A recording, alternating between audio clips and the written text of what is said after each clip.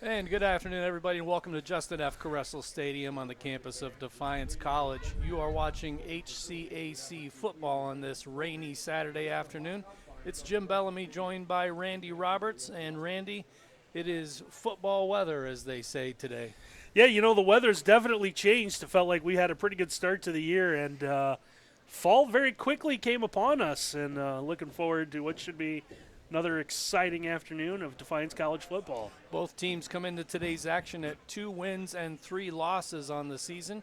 However, Franklin College is perfect in the HCAC so far, and the Jackets unfortunately had a tough loss last week against Mount St. Joe. We'll get into both those games here in just a moment, but let's take a look at the standings real quick. Mount St. Joe, Rose, and Franklin all 2-0 in the conference.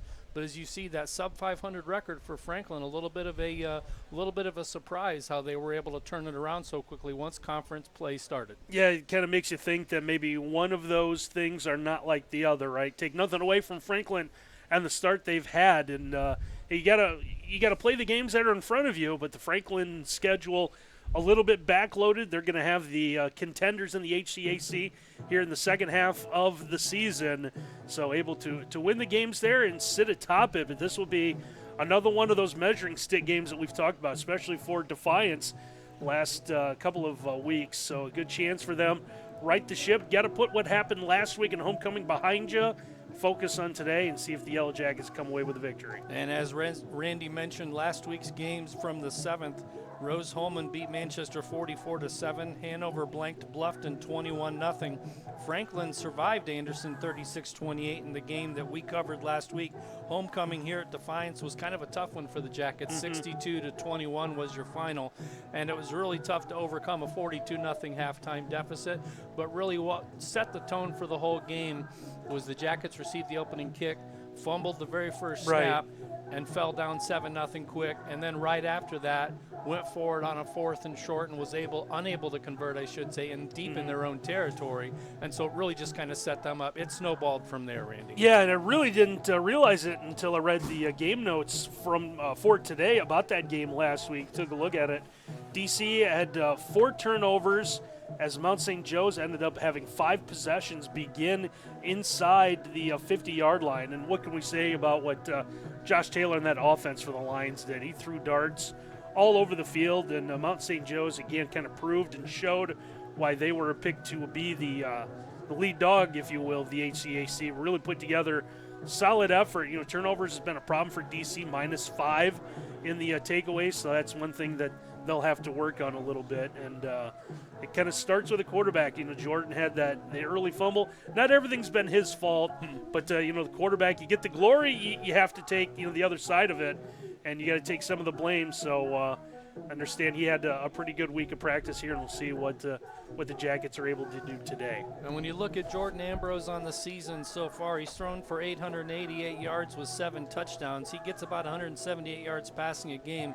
However, he does have 6 interceptions, and he does have some fumbles to go along with that too. So like you said, you get the credit. You also have to take a little bit of the criticism that comes along with the position.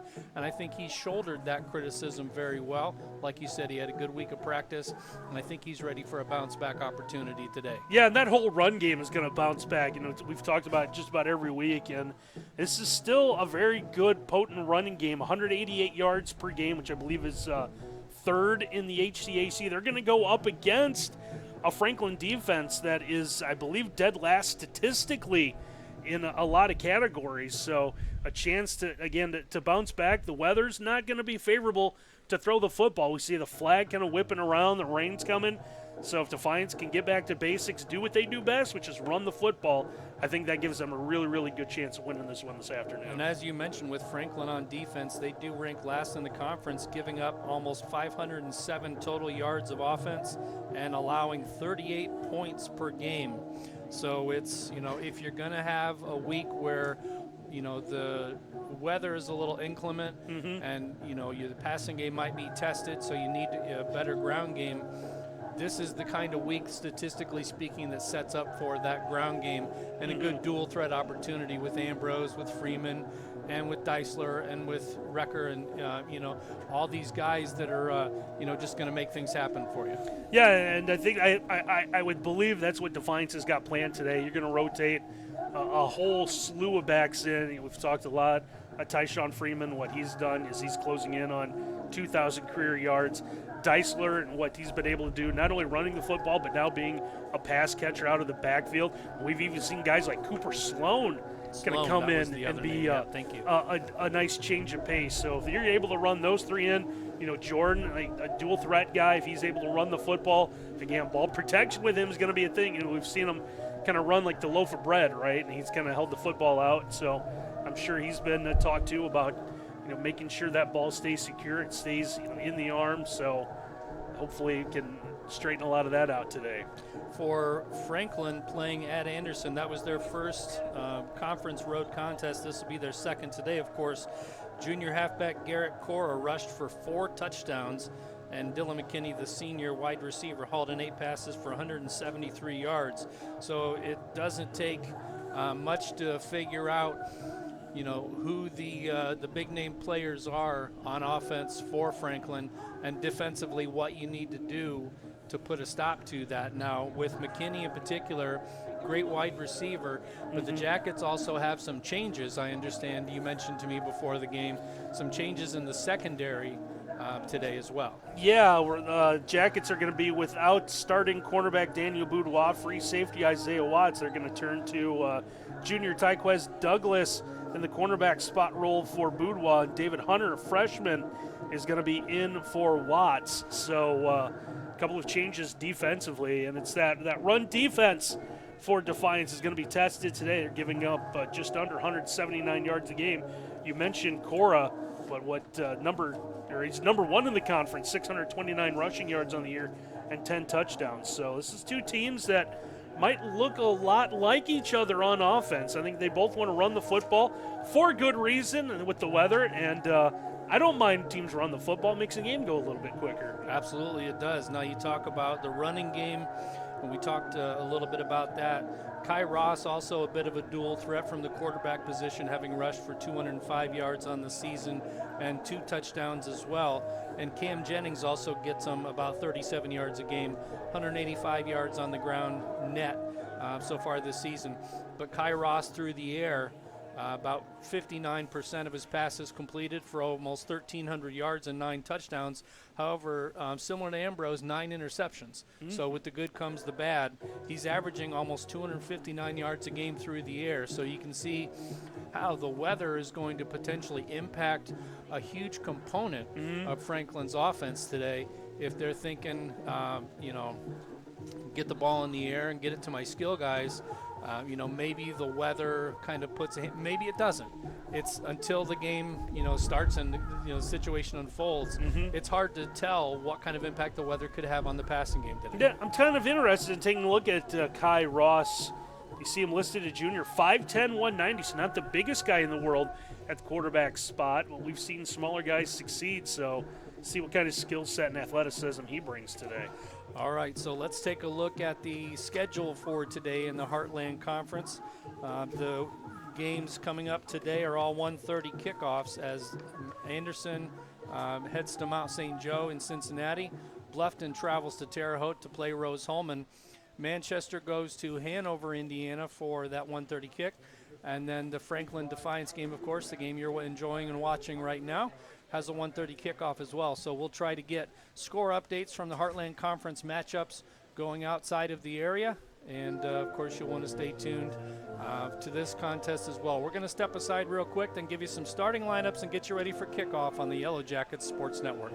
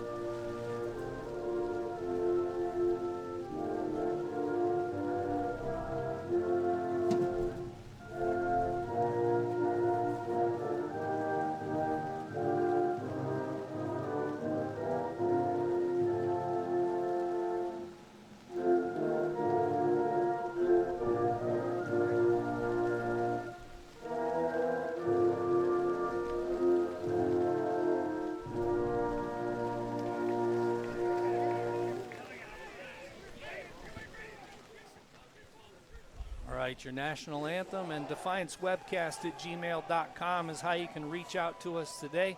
If this is your first time tuning into the Yellow Jacket Sports Network broadcasts, we do like to offer shout-outs to the fans who are watching at home. So whether you are a Defiance College graduate or a current fan, maybe a current student, or maybe you're a Franklin fan who did not make the trip up, we'd love to hear from you today. And just let us know kind of where you're from, who you're rooting for, and we'll be sure to give you a shout-out on the air. So, again, that's defiancewebcast@gmail.com. Randy, let's take a look at some starting lineups today. All right, we'll see the starting lineup first for Franklin there. So we saw the defense of this Grizzly team. And, again, they've given up some yardage and points, and the team that you can run the ball against. That's what I'm expecting Defiance to be able to do today. Yep, giving up 190 points, 38 points a game, 114 first downs. They're giving up almost 930 yards on the ground and 1,600 yards. So they're outgained through the air, 1,600 to 1,300 so far this season. And you see the offensive starters there. And so Kai Ross, the junior quarterback, makes this offense go. Garrett Cora, unbelievable running back, number one in the HCAC there. You see 5'11", 175, and a junior. So quite a few guys that are going to come back for another year yet for Franklin. And Dylan McKinney, as we mentioned before, the 6'1", 180-pound wide receiver, the senior, really makes an impact on this for this team. Let's take a look at the Jackets on both sides, Randy, as we get ready for the coin toss. You see the offensive starting lineup there for Defiance, and again, Jordan Ambrose back to a start. Understand that maybe it was a little iffy if he was going to be the starting quarterback through the week, but won his job back. Expect a big thing out of him. And again, Tyshawn Freeman, big running back. Expect to be able to run against this Franklin defense. Gives up some running yards. Really, it starts with the guys up front. We don't talk about a ton as we see the opening coin toss, and I believe Defiance has won and will defer. Franklin will get the ball first. And we'll see which direction they go as we take a look at the defense. And, Randy, you mentioned those changes. Tyquez Douglas especially getting the start today, the junior, opposite Vashon Palmer. Yeah, Douglas in at cornerback, David Hunter, the freshman, in at free safety. So the back end that's done a solid job in pass coverage this year will have a couple of changes, so they're going to kind of lean on Palmer and Red a little bit more. You see, Douglas has had a little bit of playing time, kind of that nickel guy this year, but Hunter, a freshman, is going to be put in here. And maybe a good game to maybe get your feet wet, not expecting a ton of passes thrown in this one. So see what he can do, maybe come up and help with the run coverage. The defensive front for the Yellow Jackets is going to be extremely important today, Randy. The defensive front and the linebackers, the 4-3 look that they give. If you want to get the ground game going, the D-line has to be stout today against the run. Yeah, and we've seen especially Richard Pope IV has been a guy that stepped up, and another player that's come forward here the last couple of weeks, Dominic Harris, at sophomore defensive end, LeConte Jr., the sophomore defensive tackle. They both have played really well. Thomas Coltrane isn't a guy that we've talked about a lot. I think mainly it's because he hasn't needed to make as many stops as he had in the years past. He's gotten some help around him. He's got a really good-looking freshman linebacker next to him there, Cody Johnson II. So him and Murat. So those, like you said, that front seven, look for them to kind of be the key to this one in that Defiance defense. Sanchez gets ready to boot this one off from his 35-yard line as Franklin looks to get a good return to open up today's contest. And really, those first possessions are all about momentum. Again, last week, Randy, the Jackets get the opening kick and then unfortunately fumble that very first snap. So, you're not guaranteed when you get the kickoff that it's going to translate to offensive opportunity. The defense could, in turn, make a big play and turn the whole thing around. Yeah, Defiance got a lot riding on this one, trying to end a 17-game losing streak to Franklin as well. So there's a lot, and the players on the sideline at least from what we can see, they're fired up. That or maybe they're just trying to stay warm. I don't know. But Well, the other team's doing it too, so maybe there's something to that. Maybe we need to hop up and down and get the blood flowing a little bit as we get ready to kick off. The wind might cause havoc on the opening kickoff as the ball's already been blown off the tee one time. Sanchez teeing it up, getting ready to go. And as he approaches the ball, we start this HCAC contest with a boot right down the middle. That's a live ball, but it's going to bounce through the end zone for a touchback. So out to the 25-yard line come the Franklin Grizzlies. And I get the feeling today's going to kind of be a little bit of an emotional day for both of these teams, Randy. Something just tells me that it's going to be a little talking back and forth with these two squads. Yeah, we saw in the pregame warm-ups, and both coaches from both sides, officials from both sides, kind of make sure everyone kept a little bit of distance, as gave themselves a buffer of about 10 yards between the two warm-ups. So this will be an interesting day. Now Franklin going to go with a different look, at least in uniforms. I expected them to. We saw them warm up with those yellow tops. Expected them to kind of maybe change something dry, or thought they were going to go with the all-white look, but they're going to keep them. Swing pass out to the back. Cora gets the catch and really gets stopped behind the line of scrimmage for a short loss as Ross tried to get Cora the ball in space, but the Jackets defense really did a good job squeezing that one. Yeah, it was Jalen Red, number 4, is the one that jumped up in there, saw it, read it on that quick pass, and made the big stop. So 2nd down and 15 after the big loss right there. Deceptive 5-yard loss as they hand off to Cora. Cora goes up the middle and gets 2, maybe 3 of those yards back. And it'll bring up a 3rd and long for the Grizzlies on this opening drive. The Jackets defense looks inspired so far. Yeah, Thomas Coltrane, number 2, one of the early guys there, met that runner and kind of held him up and let his teammates come up and help him out and make the stop. A light rain continuing to fall here, and a wind I think is going to play a factor. I don't think it's going to completely eliminate the passing game, but it's certainly going to influence it. Yeah, it's really going to be hard to throw this thing downfield, and it's one thing Defiance will do from time to time. Ross gets the shotgun snap. Pressure coming in his face. This one thrown incomplete. Pass intended for McKinney, number 3, and that'll be a quick 3 and out. And a very fired up Yellow Jackets defense coming off the field, getting ready to receive their first punt and offensive opportunity of the game. Yeah, McKinney trying to come in the middle of the field with that route, and that one just a little early, as Ross had a little bit of pressure coming up his middle, had to get rid of the football quickly. So back to punt is Franklin. 1 man deep for the Jackets as the Jackets show rush on this punt. They're going to bring the heat. Unable to get there. Did not touch the kicker, though, and this ball's going to take a Yellow Jackets bounce at about the 43. It'll be down at the 44-yard line where the Jackets will get some really good starting field position on their first drive. Yeah, I think the wind kind of hung that one up. It looked like that was going to be a decent punt. It kind of hit and bounced sideways. A good break for the Yellow Jackets, and they'll get some pretty good field position here as they have their DC pink out. So everyone's going to have the pink tape. If you don't have the pink shoes, pink socks, so a lot of pink T-shirts around campus too. So Randy. All for a good cause. Yep, Cancer Day today. Freeman up the middle, 1st down and more, past the 45 to the 44. So a nice gain of about 13 on that 1st down run by Tyshawn Freeman, and they're in the plus territory with 1 snap. Yeah, that's what we expect out of Defiance today, especially Freeman. Freeman is the between the tackles guy, and he's going to be able to just get a lot of yards. To see again there, picks up about 5, and it takes, once the first guy gets there, that time it was Charlie Moore, number 48, senior linebacker. Moore was still drugged for a couple of yards before he was able to get him down. Another good run by Freeman right there, and again, keep it simple right now. Just give it to the big guy and let him make some things happen. Here's Freeman again up the middle. Going to break a tackle. Going to get up near that 1st down. They're going to give him the 1st down at the 34-yard line, and the chains will continue to move. 3 snaps, 2 first downs so far for Defiance College. Yeah, kind of feel bad there for Hayden Balmer, defensive back number 26. Balmer at 5'11", 178, tried to bring down the 240-pound back, just unsuccessful. Give credit, Cole Recker kind of threw the block that allowed him to break free here. Deep shot down the right side, incomplete.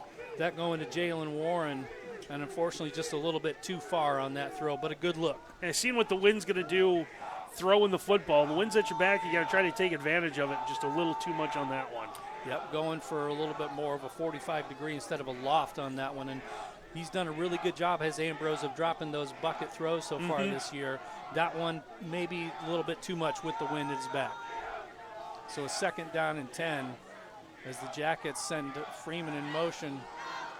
He'll keep this one, go up the middle, and he'll get about 3, maybe 4 to the 31-yard. Then they'll give him 3, and he'll bring up a 3rd down and 7. Yeah, try to send Freeman out wide. Freeman not really known as a pass catcher out of the backfield, so trying to catch Franklin, thinking that Defiance was going to throw with the empty look, and Ambrose able to keep that. And you bring in Deisler, is the guy who's able to catch a football. You see Deisler here is going to line up more as a receiver than a back. Yeah, Deisler's going to line up initially in the slot to the left with 3 wide receivers to the far side, 2 to the near side. Empty backfield for the Jackets here in this 3rd down and 7.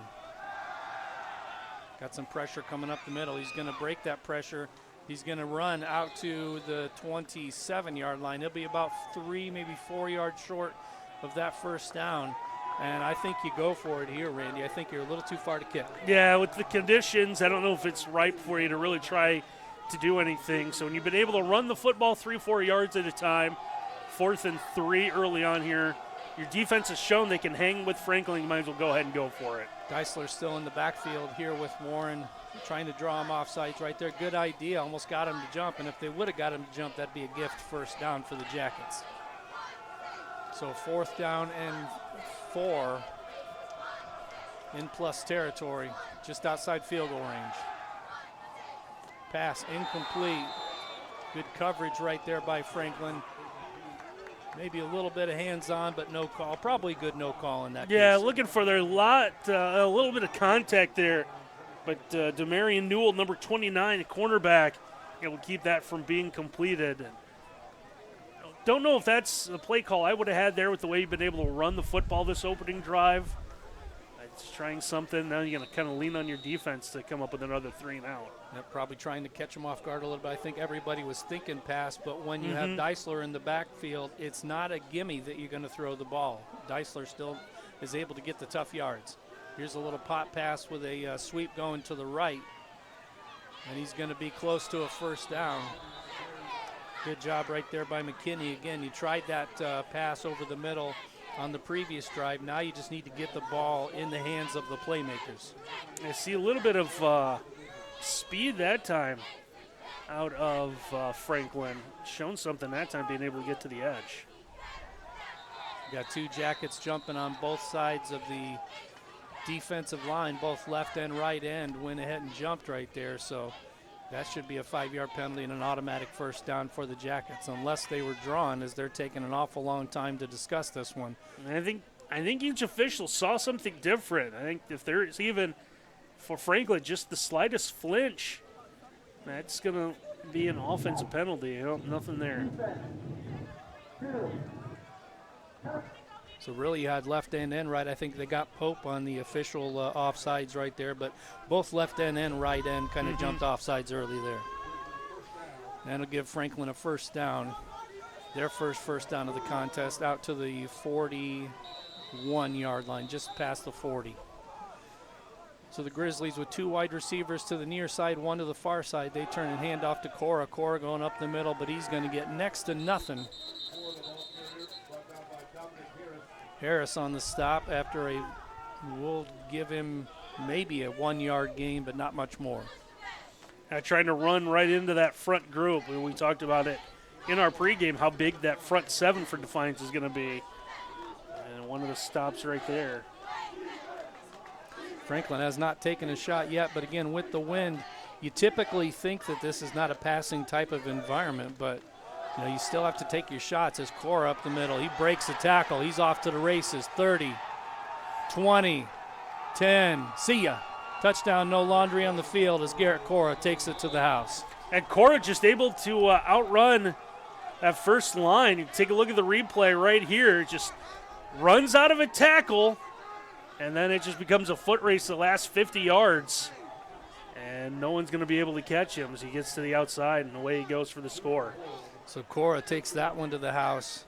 Very impressive run of about 58 yards.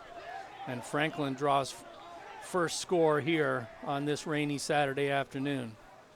Snap, kick up, and it is good. And the Defiance College scoreboard shows it 7-0 Franklin on that second drive.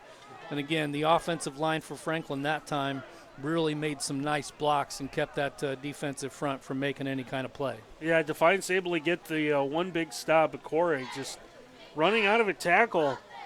Not the biggest guy, 5'11", 175, but enough speed where if he's able to get in the open field, he's able to do something, and just ran out of a simple tackle, and that was about it. So Defiance going to have to make sure that they wrap up and play sound defensively today. So the first touchdown of the game goes to Franklin College. The Grizzlies score first, and with 9:48 to play here in quarter number one, they get ready for their first kickoff of the game. Again, Franklin received the opening kick, went 3 and out, and then scored in their second possession. So the Jackets will get the ball to start the second half, but again, we're a long ways away from that. We're focused on this second possession for Defiance College. As the left-footed kicker for Franklin comes out,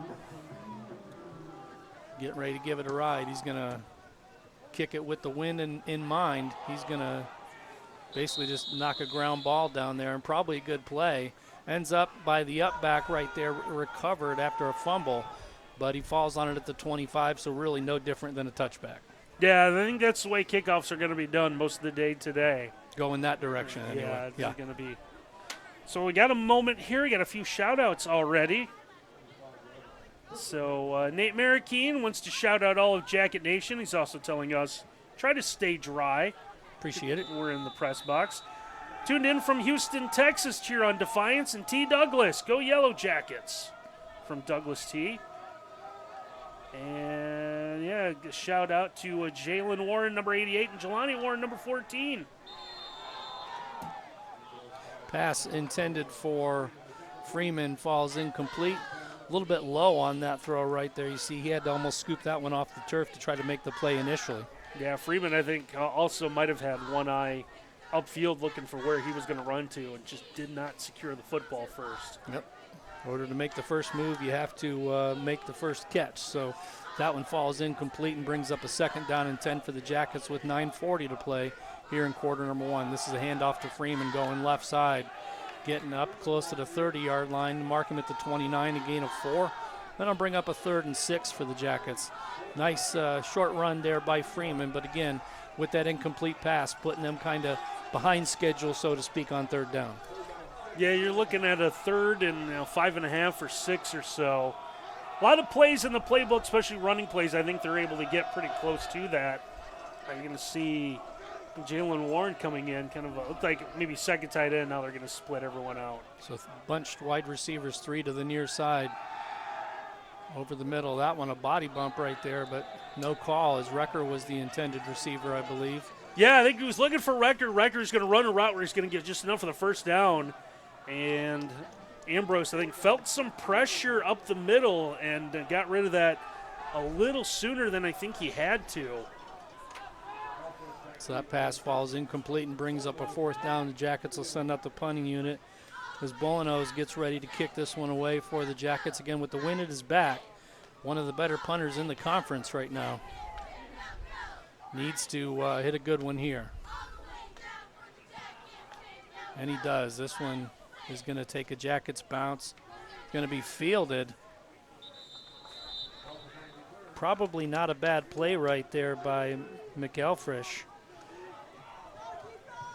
Getting that one on the hop.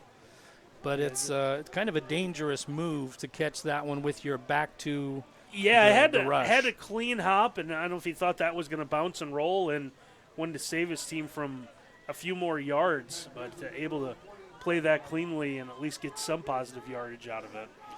So the Franklin Grizzlies will start their 3rd possession at the 28-yard line, leading Defiance College 7-0 on this rainy Saturday afternoon.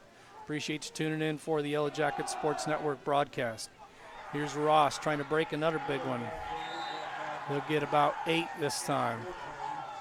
He'll get out past the 35 to about the 37 for a gain of 8, bring up a second and short for the Grizzlies. Javen Gaines, number 67, trying to ride along with him.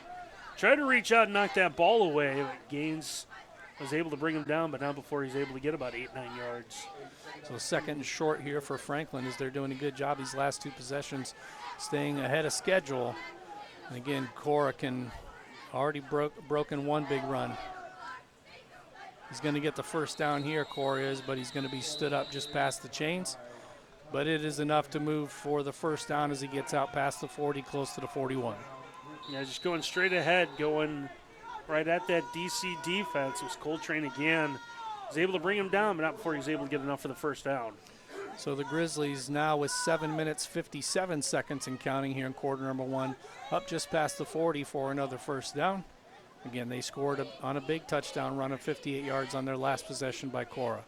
Hand off to Cora, breaks right, cuts it back up the middle, but he's going to be stopped for a short gain of 2. Good tackle right there by the Jackets to keep him from cutting that one back up by Pope. Yeah, he likes running behind his right tackle, Amari Phillips. And you see why. 6 foot, 270-pound sophomore. Big guy that you wouldn't mind running behind, as Phillips has led the way last couple of times. And we talked about Cora, not the biggest guy at 5'11", 175. He hunches down behind those linemen. He's a tough guy to see. Hand off to Cora. Cora running around right end right there. He'll get maybe 2 out to the 45. It'll bring up about a 3rd and 6 for the Grizzlies. And it's one of those plays you expect to see him cut back, able to get through the hole, and then maybe come back to the middle of the field. Defiance is able to read that one, stretch that out, and keep any cutback lanes from opening up. He seems like he's a one cut and go kind of guy. He doesn't seem like he wants to dance a whole lot. Like you said, he likes to camouflage kind of behind that offensive line, find that gap, and then just take off and go for it. So a 3rd and 6 for the Grizzlies here on their 3rd possession of the game, already leading 7-0. Pressure coming. That one's going to be short hopped. And that was a serious lick right there by the Jackets on defense. Good job by 45. That's Braden Burkholz, the sophomore, getting in there and making an impact on that hit. Yeah, pressure coming right up the middle. And almost looked like at first Franklin wanted him to, trying to set up a screen. And then you realize that was just the Defiance defense coming through with some pressure. Second punt of the day for the Grizzlies. First one checked up into the wind. Bringing the pressure again. Unable to get home. This one's going to take a little bit more of a, I guess we'll call it a neutral bounce as it hopped pretty much straight up. I thought it was going to have a little bit of backspin on it as well. But again, you talked about the wind going in this direction. You look at the tops of the goalposts, Randy, and it doesn't seem like there's a whole lot going on, but you look at the flag over by the scoreboard, and it's wrapped around the pole, and it's, it's the wind's out there. It's whipping for sure. Yeah, I think it's kind of swirling around, but the flag's not doing a whole lot. Tyshawn Freeman runs right over to the left side for a 2 wide receiver look. This is going to be a quarterback keeper up the middle by Ambrose, and Ambrose is going to get about 3 out past the 22 to the 23-yard line. I think that was a total run all the way on a keeper by Ambrose. Yeah, I think we're going to see a little bit more out of that. They're just going to try to give a different look, try to avoid Franklin from trying to stack the box with 7 or 8. Give them some passing looks. Seen them throw out of it a couple of times. Ambrose bobbles the snap, picks it up, runs, and he's going to be close to that first down. I think they're going to mark him just a little bit short. Yeah, I saw the official on the far side ran to the stick, then came back in, but talk about making something out of nothing there. It was a play that could have been a lot worse. Ambrose just trouble with the snap, like you said, Jim, and he was still running forward. It wasn't able to get it wasn't secure with it, but able to put it away by the time he gets tackled. That's the important part here. And see the play that's made the NFL famous. Nothing to change their mind. This one's going to be a first down for Freeman as he goes airborne right there. Something you definitely do not see as often as you might with other teams, Randy. Yeah, I thought they were just going to push straight ahead. We see it with the NFL now. The Eagles have done it, right? The the brotherly push, and that's what I was the brotherly expecting. shove, yeah. Yeah, and then instead you see the big fella trying to show off his ups and wanting to jump over the pile. So first down for the Jackets. You can see how much that first down matters for this Yellow Jackets team. I mean, bringing in the jumbo package right there just to get that 1 yard. Fake the jet sweep to Deisler. They're going to take a shot downfield. It's going to be a little bit overthrown, intended for Warren. And again, I think that's, again, the wind I think has something to do with that. You'd figure that with the wind at your back, it would give you, okay, I can put, a little more arc on that. It needed a little more arc, I think, on that throw to drop that one in there. Yeah, Ambrose had time, and you saw on that route starting at the sideline and trying to cut up at the numbers was Warren. And once Ambrose saw that Warren was open by a step, I think should have thrown it then, just waited maybe another second too long, get rid of the football. So second down and 10 with 4 minutes, 37 seconds to play here in quarter number 1. Pass complete. Big stick right there by number 29. Give that tackle to Demarion Newell right there, but not before. A nice gain out to the 35, close to the 36-yard line. The pass goes to Rome. Yeah, Newell had the play on the sideline, and comes up with another one there. So made a couple of big plays. Third down and 5 for the Jackets. They need to get to the 40, so the ball just past the 35, a long 4 right here. Jet sweep to Rome. Rome's going to cut it up and have the first down. Getting past the 45 to the 46, close to the 47-yard line. They'll mark him at the 46, and a Jackets first down. Yeah, nice job by Rome. You see him, once he sees the hole, cuts upfield, knows that he only needs about 4.5, 5 yards. We've seen guys who will go all the way to the sideline, and by the time they do that, it gives time for the defenders to come up. But a penalty on the near side as the pass was complete, close to a first down. But we'll see if what the infraction is. This one might be backed up 5 yards. Yeah, Defiance tried to go quick, and there might have been a receiver to the near side either wasn't completely set. So that 5-yard penalty will go against the Jackets. It'll back them up 5 and make it a 1st and 15 instead of a 2nd and 1. So that self-inflicted wound kind of backs them up a little bit. But again, the Jackets have shown a lot of resilience this year, Randy. We've talked about this a lot, that backing up 5 yards is not a drive killer for the Jackets. They do a really good job of rebounding from situations like that, and they'll need to do that here, of course. Yeah, with the way they've been able to run the football, he can run it here, get back into a manageable second down. That'll take care of the penalty yards and a whole lot more as Freeman bounces. He's going up the middle, cuts it back to the left, and he gets close to, let's see, about 11 on that carry. Get him into plus territory here at the 48-yard line. It'll bring a 2nd down and 4. You know, we've seen this over the last couple of years. People want to try to bring Freeman down by the upper body.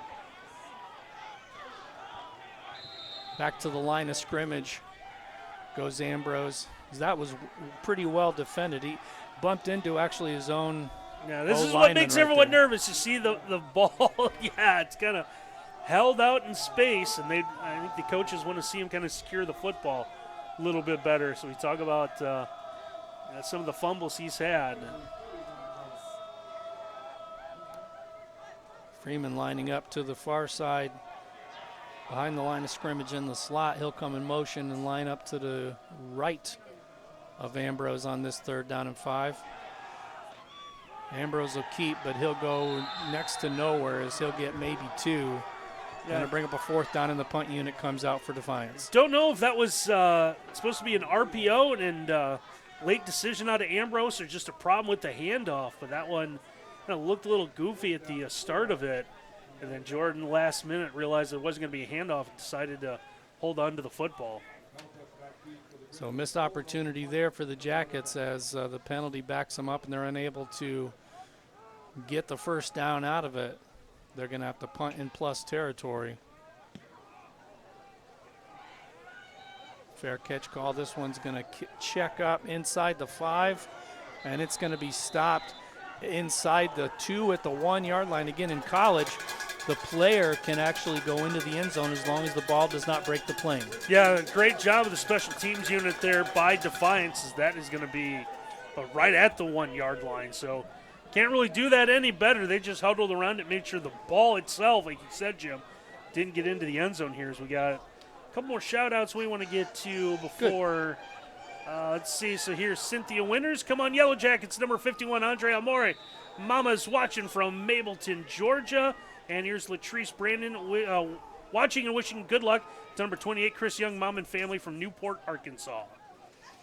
So first down for Franklin with 1:37 to play here in the first quarter. The Defiance College scoreboard shows it 7-0 Grizzlies. Here's a handoff up the middle. He's going to be stopped short, and they might have him in the end zone. They're going to mark him just past the goal line right there. That was close to a safety. It's every player for Defiance was looking for one, and the officials, kind of like touchdowns, just any part of it breaks the plane. Getting the ball out of the end zone for safeties is the same way. It's like they don't want to give a safety unless they absolutely have to. If they can get any part, just the nose of the football breaks the goal, breaks the plane. Here's a run to the left side. He's cutting it back up. He's going to have a first down and a whole lot more. Cora really saved the Franklin offensive possession right there with a big run around left end. And we can see that, kind of watching him run at us where we're there on the field, and just his vision was big there. Saw the opening, just was able to get through, and used his speed to give Franklin a little bit of running room. So a good first down as we dip under 35 seconds and counting to play in quarter number one. They'll have to get one more snap off here, but they're probably feeling a lot more comfortable as Franklin where they are compared to where they just were. Yeah, as opposed to being backed up at the 1. Here's Cora. 40. 30. Breaks a tackle. It's a house call. 13-0 Grizzlies. 2 rushing touchdowns so far in the game of at least 50 yards for Garrett Cora. Yeah, just his speed on display here. Able to break through. And it looked like we thought maybe Murat, number 8, was going to catch him. It caught up to him, couldn't bring him down. Didn't slowed him up enough where a couple of his teammates had a chance there, but it's going to end up being a 77-yard touchdown run there. So Cora touches the end zone for the second time today as the extra point is up. The extra point is good. And the Defiance College scoreboard now shows it 14-0 Franklin Grizzlies. Randy, that was a 99-yard drive by the Grizzlies right there. That's a backbreaker for the defense. Yeah, all Cora, too. He's had the big run. It looked like maybe you're going to stop him inside the 1, and then he's able to break through, give himself a little bit of running room, and then just a simple run where Franklin would have been happy just running out this first quarter clock. Cora able to just squirt through. He doesn't need much of an opening, and his speed's on display after that. Once he gets into that, he's gone. We've seen it twice already today. So another big run for Garrett Cora. And again, we talked about how Franklin's offensive identity would be impacted by the weather. They haven't really tried too much through the air, and they haven't had to so far. Yeah, rushing game's been making it happen. They've absolutely been able to just run the football effectively, and I see why. The speed of Cora, I don't know why you would want to do anything else today. So 14-0 now with 17.2 seconds to play here in the opening quarter. Franklin will once again kick that line drive, go back to the same up man. That's a live ball. You got to fall on that one. They'll fall on it at the 18. Well-designed kickoff right there. And again, the Jackets don't make any adjustments to their alignment right there, knowing that Franklin's probably going to kick the ball off the same way. We had kind of 2 lines there, and you saw the one line up, and the first player kind of skipped at it and kind of like a shortstop makes the effort, and it didn't get to him. And I know there's someone behind me, they'll get it, not realizing that that's a live ball, and they had to show just a little bit of hustle. And the wind was going to knock that one down right after it got past him. And in fact, that returner, the up man, was the one who kind of fumbled the run the last time. Here's Freeman getting a hard 4 yards right there past the 20-yard line out to about the 23. That should be the last play of the first quarter. And it will be. So with 1 quarter in the books, Franklin leads 14-0. We're going to step aside and take a quick timeout. We'll be right back on the Yellow Jackets Sports Network. At Defiance College, you'll find endless opportunities to explore new subjects and new ideas, to travel to places you've never been, to become a leader. Defiance College offers an education that defies the ordinary college experience. At Mercy Health, we believe your health care should always revolve around you. So these days, it's not just about how we care for you, it's where. Because whether at our place or yours, or wherever your day takes you, we'll be there with compassionate, personalized care. No matter how the world changes, your health will always be our top priority. Mercy Health, primary care for the universe of you. Visit mercy.com to find a doctor near you. Mercy Health is a proud sponsor of Defiance College Athletics and today's official game day sponsor. Mercy Health offers high-quality health care you need and the compassion you deserve. Our expert doctors, nurses, and caregivers are committed to helping you be well in mind, body, and spirit. So a 2nd and 5 for the Jackets in what's almost become a must possession for them, trailing now 14-0 as Franklin has been extremely efficient on the ground with Garrett Cora. Yeah, they've been able to and it's just simple runs. It's not anything complicated. Just Cora's been able to find a hole, and when he does, he's able to just use his speed and outrun everybody. Pass incomplete. Intended for Gibson. Sean J. Gibson, the sophomore, gets a look here on the near sideline. Had the toes down, unfortunately. The ball just kind of got out of the reach of him a little bit. And I don't know how much of that was wind, how much of that was rain. I mean, it was a pretty well-placed ball, though, by Ambrose. Yeah, he tried to get it where only his guy would be able to go on the sideline. And send Freeman in motion to the right. Ambrose going to set up a screen. He's going to have a first down and a horse collar tackle, it looked like right there, as he actually grabbed him by what looked like the back of the jersey, but no call by the officials. Still, it'll be enough for a first down, as we're able to get that one to Sean J. Gibson. Yeah, good play by Sean J. coming back, sees that grabbed him by the middle of the back instead of the top. Receiver in motion. Ambrose going to keep, but a good job by the D-line of Franklin, especially Charlie Moore, the linebacker, the senior right there, able to gobble him up for no gain. The first time we've seen Jordan just be a little tentative. Had the ball fake on the sweep and just kind of gingerly decided to go to the line. Normally when he wants to run, he'll power his way right through that. Got to get rid of this one. He's going to take off run. He's going to try to bounce outside right there, unable to get the block from one of the big guys, but still able to get 4 yards. As you see the pressure coming from all directions, and here's the benefit of having a very mobile quarterback. If he's a traditional pocket passer, he's probably tackled for a loss right there. Yeah, he's able to bounce, and he's got a couple linemen trying to help him out, and just unable to kind of stay behind his blockers. Clock continues to roll. We're down to 13:30 here in the first half. 14-0 Franklin leads. The Jackets with a 3rd down and 6. Just past the 35 at the 36-yard line. Again, pressure. He's going to take off and try to get that first down. Going to lower the shoulder, and he's going to be close, but they're going to mark him out of bounds about. Looks like right at. They're going to call him a first down. They just kept him moving. Coming to the near sideline, he needs to get to about the 42 or 43, and I think he realized that, made the decision there, knew it was going to be real close, and able to take on the defender and power himself enough to get that first down. So a big first down and a drive extender right there for Ambrose. 3 wide receivers to the far side. Clean backfield over to the right. Pass complete. Going to be close to a first down right there. What looked to be kind of a busted play still ended up coming up with 8, maybe 9 yards on the catch into plus territory right there. Yeah, going back to Gibson, as Gibson's been his guy the last couple of times.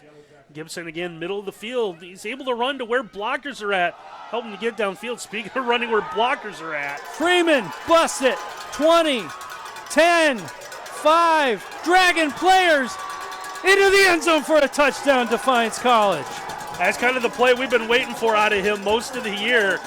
Just able to run right there, left side between tackle and guard. I don't know if he's ever going to win any foot races, but he's able to definitely sell there. Someone tried to grab him by the ankle, but he'll have 5 guys trying to climb on top of him. You see 1, 2, 3, able to bring him down, but he's able to break the play and get in. Cole Recker knew it, trying to chase him behind.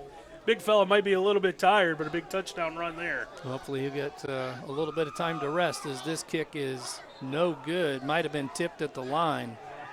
Sanchez misses the extra point, and the Defiance College scoreboard now shows it 14-6. Randy, a little bit of life for the faithful who've come out in this less than perfect weather, we shall say, for October.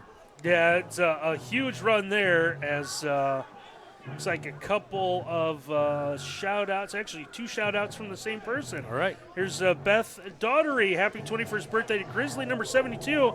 Andy Daughtery, go Grizz. Mama Bear's watching from Aurora, Indiana. Oh, happy birthday. So, got a couple shout-outs there.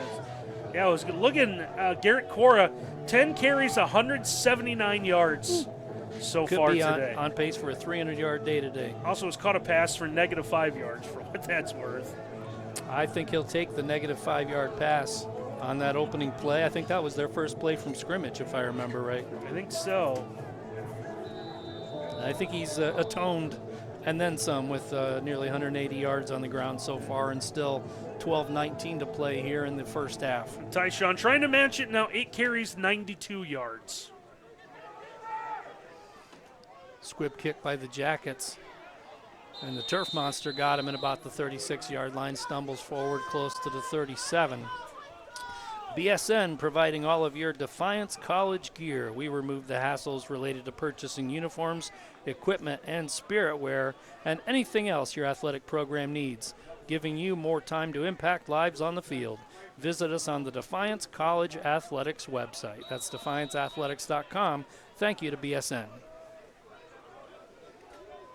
So a first down at the 37-yard line here for the Franklin Grizzlies, who now show an 8-point lead, 14-6. Cora running left, but this time he's going to be grabbed behind the line of scrimmage for a loss of 1. And the Jackets.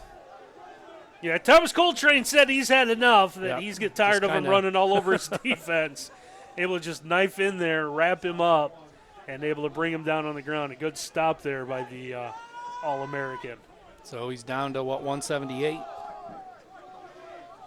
The descent begins. No, Maybe they in try all to get him seriousness. down to 150 by Yeah, halftime. he's on pace for a 300-yard day, which is just incredible. Cora, tremendous running back for the Grizz. Hand that one off, and nothing. Jackets defense as Pope gets up, celebrates a little. That was just a great team effort there by the Jackets, as you saw a big 44 Yeah, Dominic Harris in there. Harris and LeConte Jr., both just sophomores, real played up. And again, that starts that previous play. Talked about how Thomas Coltrane, the leader of that defense, he set the tone with that big play on first down. You saw there it was second. Now you're looking at 3rd and 13. 3rd and 13. Pressure coming. He's forced to scramble. He's got some room. Defense is going to give him that run, though. When we get a silly penalty at the end of that run right there, might be a late hit out of bounds. Yeah, I think that's going to be exactly it. As Ross was able to turn the corner, head upfield, wasn't going to get enough for the first down. You can see Defiance kind of chasing him, then wanted to stop, and I think still a skid and a slide, but enough contact to warrant the flag. That's a really tough penalty to take right there, as they had him short of the first down, but that 15-yard mark-off will put them into plus territory, and more important for Franklin, to give them a fresh set of downs. Yeah, it's the absolute worst part of that is you had the tackle for loss on first down, had the tackle for loss on third down, you chase them out on or second down, then you chase them out, and you look like you're going to force a punt, and you give up a big play like that. Just kind of energizes Franklin here, and they think that that series is done, and they turn around and are able to get some yardage there. Cam Jennings now checks in, as we mentioned him in the pregame. The junior gets about 4 on first down. Inside the 40, just inside the 40, close to the 39 with a 2nd and 6. So given a little bit of a break to Cora right there. Yeah, Jennings, Cora not the biggest guy in the world at 5'11". Well, Jennings listed at 5'8", so going to replace speed with more speed. That time he tried to run into the teeth of that Defiance defense and didn't have a whole lot of running room. And that's one thing that Cora does an exceptional job of, Randy, I've noticed. And you can see the holes a little bit better, the opportunities going in this direction. But, Jennings likes to, instead of taking that one cut and go, he's just a go kind of guy. And that time he kind of ran right into the strength of the Jackets defense. He was able to just, Jennings just kind of wants to hit that go pedal and go straight ahead, whether or not there's anyone there in front of him. He just lowers the shoulder down a little bit. He's going to be short. I think this brings up an interesting decision for the Grizzlies. I don't think there's any question here that you go for it, though. Yeah, it's going to be 4th and about a yard or so. And they actually move the stick back a little bit. They might just be trying to draw Defiance offside here, and they might run this down and take a timeout and think about this. They're going to line up with one wide receiver to either side. Jumbo set to the left. Handoff up the middle. He's going to get there. Oh, it's going to be close. Oh, they're going to mark him first down. No measurement needed right there, as they say he gets just enough to get the first down. Yeah, so Braden Burkholtz, number 45, kind of come in there, and it looked like maybe he was going to be able to knock him down for a loss. But a good job out of Jennings to stay on his feet and get the first down. So a big 4th down conversion right there for Franklin, their first of the day. Keeps the drive alive. The penalty really is what kept this drive alive, though.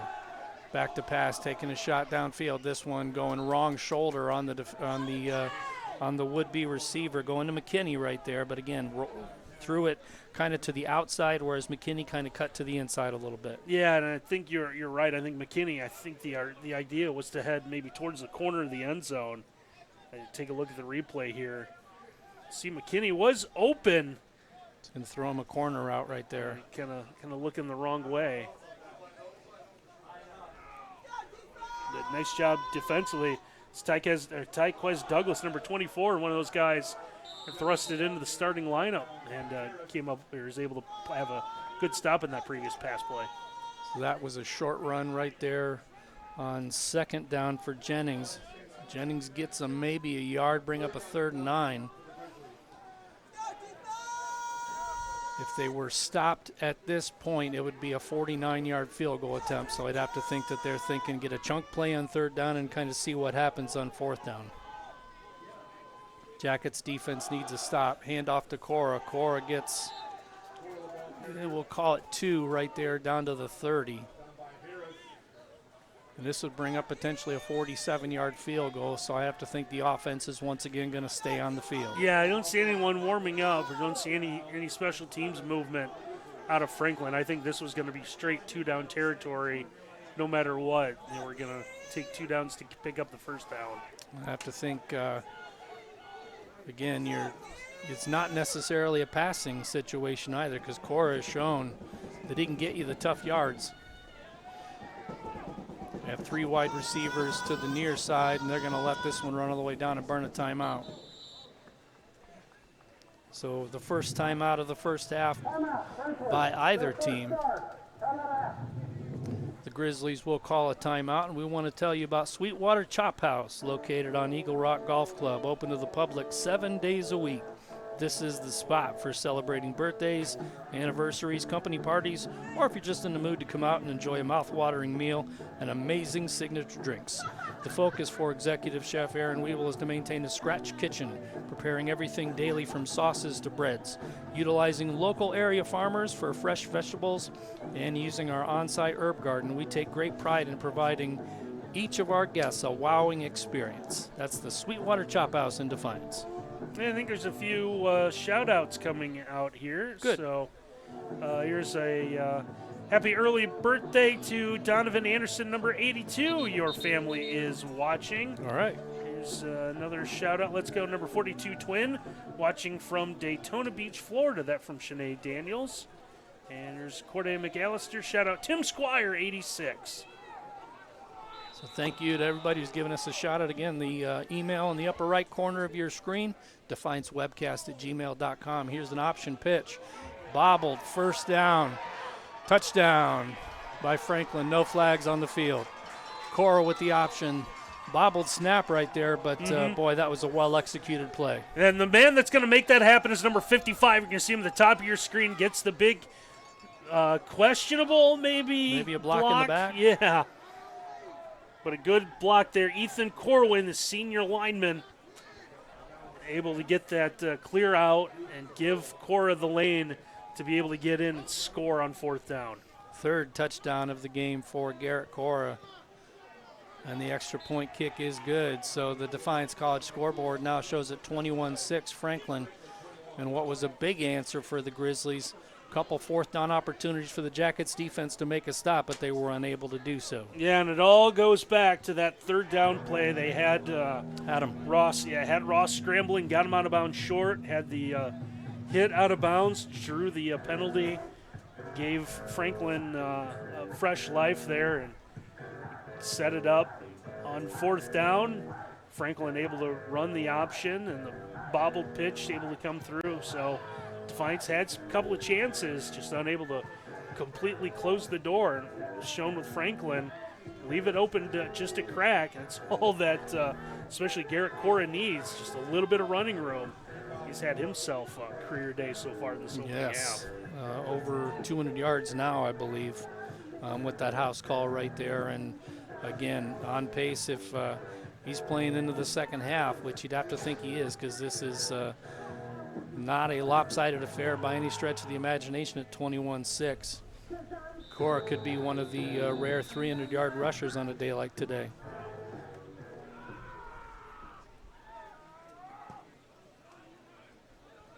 Kickoff going deep. This one will go into the end zone and out of the end zone for a touchback.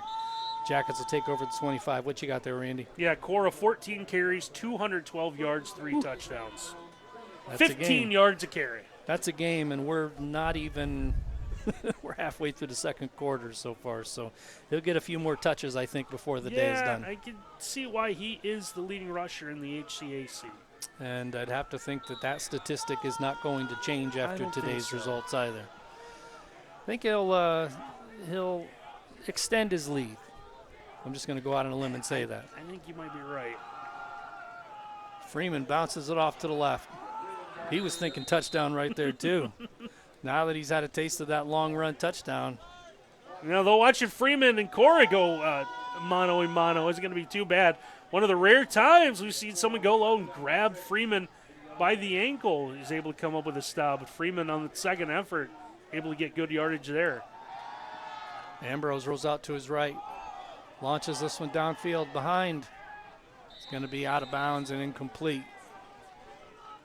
Threw that one a little bit behind the receiver. And again, the pressure coming his way and the wind had a serious impact on that throw. That one just kind of hung up there. So it's probably good that one went out of bounds. Yeah, just underthrown, trying to get Warren under a little bit of pressure. Jalen Newitt tried to come back to the football. Good job defensively to not allow him. So 3rd down and 5 for the Jackets. Actually, closer to, we'll call it 3rd down and 5. About the 30, just close to the 31-yard line. They need to get to the 35 for the first down, so it really looks like a 3rd and 4. Empty backfield for Ambrose. Ambrose, quick pop over the middle, dropped in what would have been an easy first down. That's a play that Defiance has tried to set up a couple of times. They went earlier with it to Gibson, and this time trying to set up their top receiver in Taiwan Rome. Taiwan just didn't make sure that he secured it first, and huge break there for Franklin, as Rome would have been running a while. He didn't really have anyone around him. The Jackets go 3 and out on this possession. Bolanos, that's going to be a good kick right there. Comes up and fields and stopped right away. So Good decision right there by the Grizz to get that one. That was McElfresh right there again, the junior. Didn't let that one bounce, and that was actually a really nice kick with the spiral. That was going to take a Defiance A little bounce. bit of a line drive. I don't know if that ball ever got more than about 20 feet off the ground. But that one was clean. It was fielded cleanly, which today the conditions might not be the easiest thing. But, yeah, good heads-up play by the return man there for Franklin. Keep that from getting around him, and who knows how long that would have bounced and rolled for.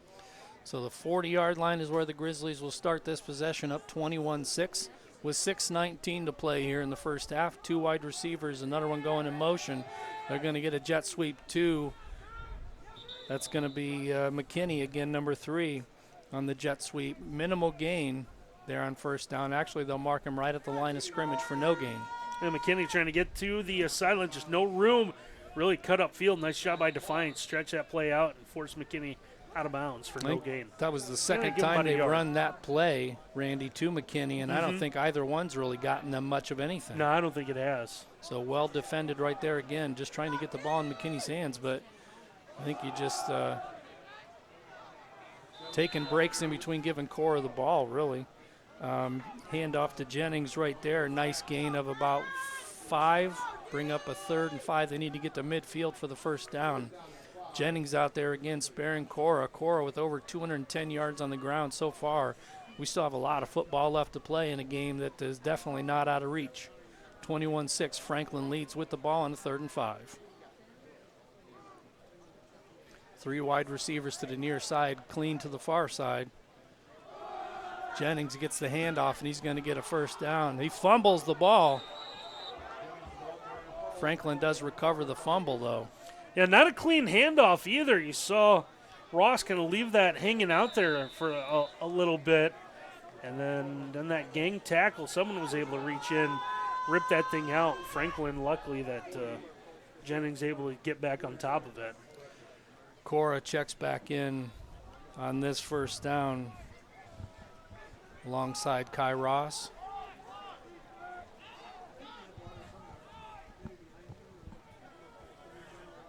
Franklin going to take their time now with 3 wide receivers, 2 bunched. And we get a timeout on the field. Yeah, I think they had the wrong. And something messed up. Someone of the coaches, and he's still going to chew out this offense. And someone with the formation, if someone is supposed to go in motion or someone come to the other side of the field, but had something they didn't like, so they used a timeout and talk about something. While they take that timeout, we're going to tell you about Aftershock Cart and Equipment. We are your one-stop shop for carts. We sell and service Yamaha, E-Z-Go, and Club Car. We have stock and custom carts, new and used carts, and a full line of accessories. We can build a cart to your specific needs. We can also offer financing through Yard Card with rates as low as 3.99%. Stop by our indoor showroom or give us a call. We look forward to hearing from you for all your karting needs. That's Aftershock Cart and Equipment. A couple of shout-outs coming in here. Here's a shout-out to Jalen and Jelani Warren from Palmetto, Florida. Mom and Dad are very proud of you. And there's Elena. Shout-out Coach Fleck and his linebackers. I think from Franklin, cheering you on from New Harmony, Indiana. All right. Thanks so much for tuning in, and thanks for the shout-out today. We appreciate it. Again, defiancewebcast@gmail.com is how you can reach us. Cora with a very short gain. They'll give him maybe a yard. Get just past the line of scrimmage right there in plus territory at the 47-yard line. It'll bring up a 3rd and long. Yeah, kind of a long developing play there out of Franklin. A lot of movement, and end up going Cora off that left side. Just not a whole lot of running room. Just under 4:20 to play here in the first half. Jackets will get the opening kick to start the second half, so Franklin looking to hold this ball, I think, for the rest of the first half, and punch went in. There's a bad snap. So Ross falls on that one, and they've been kind of flirting with that one. You talked about some kind of questionable exchanges between quarterback and running back. There was a case where it was just a bad snap altogether, and that brings up. Got to believe in this weather. It's going to happen at least once. And there it was. Defiance able to try to track it down. A big loss here. And now big opportunity for Defiance to get their defense off the field. They'll call it 3rd and 25 as we get an offsides and an easy 5-yard penalty there.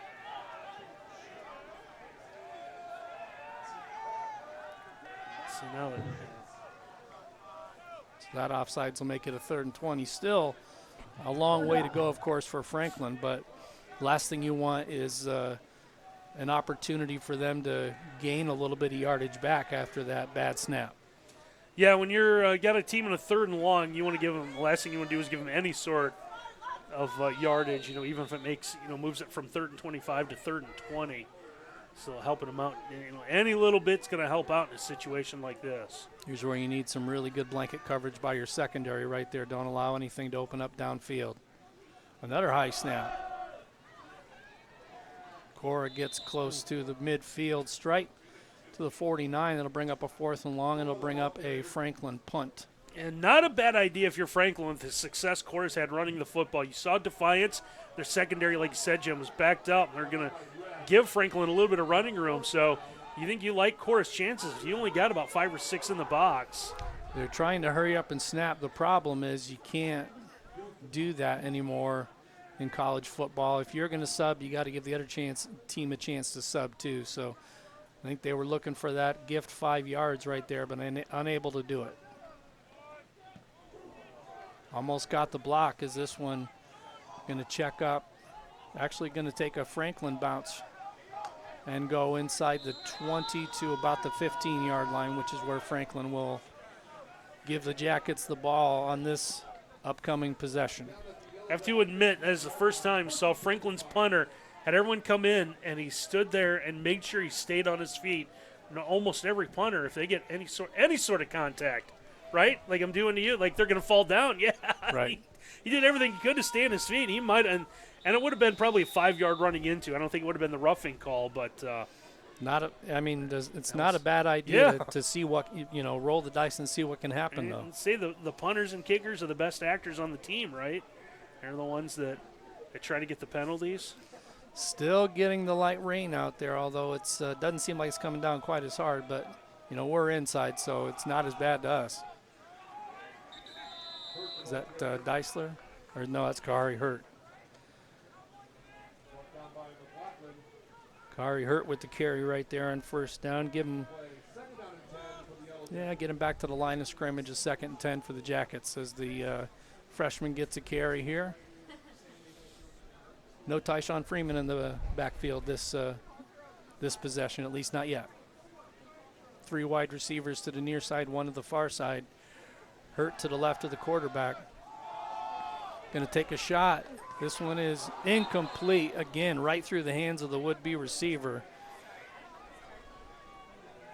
That one intended for Desmond Garrett right there. Underthrown ball. The wind knocked that one down. Yeah. Got to come up with that one, though. The second time we've had a receiver and a ball that's been underthrown. Garrett knew it. Coming back to the football, just unable to bring that into his body. Would have been a huge completion. They would have been able to get that. So 3rd down and 10 for the Jackets with 1:48 to play here in the first half. Empty backfield. Got a motion man. Going to hand it to Hurt. Hurt's going to get up to the 20-yard line where he's going to be still about 5 yards short of the 1st down. And unfortunately, Jackets going to have to kick this one right back to the Grizzlies. Well, the offense is temporarily staying out on the field, but I have to think they're just going to run the play clock down as far as they can and take a timeout. Yeah, I think what they might be trying to do is baiting Franklin into using their final timeout of the half. Is Franklin trying to save that here so they can get about a minute for their offense to go back out into the field? But Ambrose might just try to I don't know if he's going to try to quick kick this one. They're trying to I think they're just going to try to draw him off sides. Yeah, as the play clock down to 3.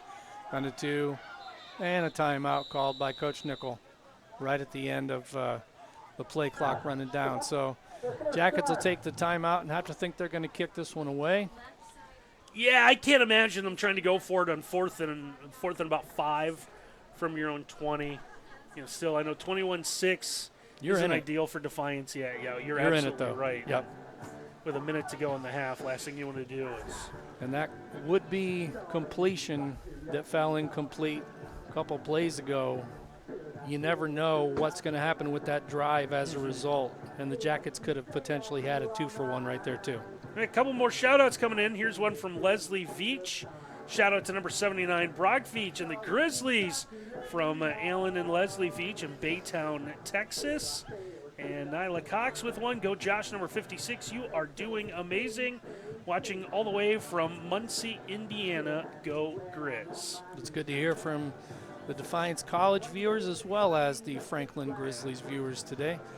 Want to admit, as a former student and still a fan of University of Toledo, Muncie, Indiana, love you. One of the worst places on earth. Because of, there's a big university there that is a house of horrors for the University of Toledo. Which, by the way, I believe leads Ball State early on right now. But bad memories of Muncie, Indiana. Town's lovely. Love you, though, but could do without your school. So 4th and 5 here for the Jackets. Bolanos almost gets that one blocked. One's going to take a friendly bounce for Franklin. And they're going to have the ball at about the 47-yard line.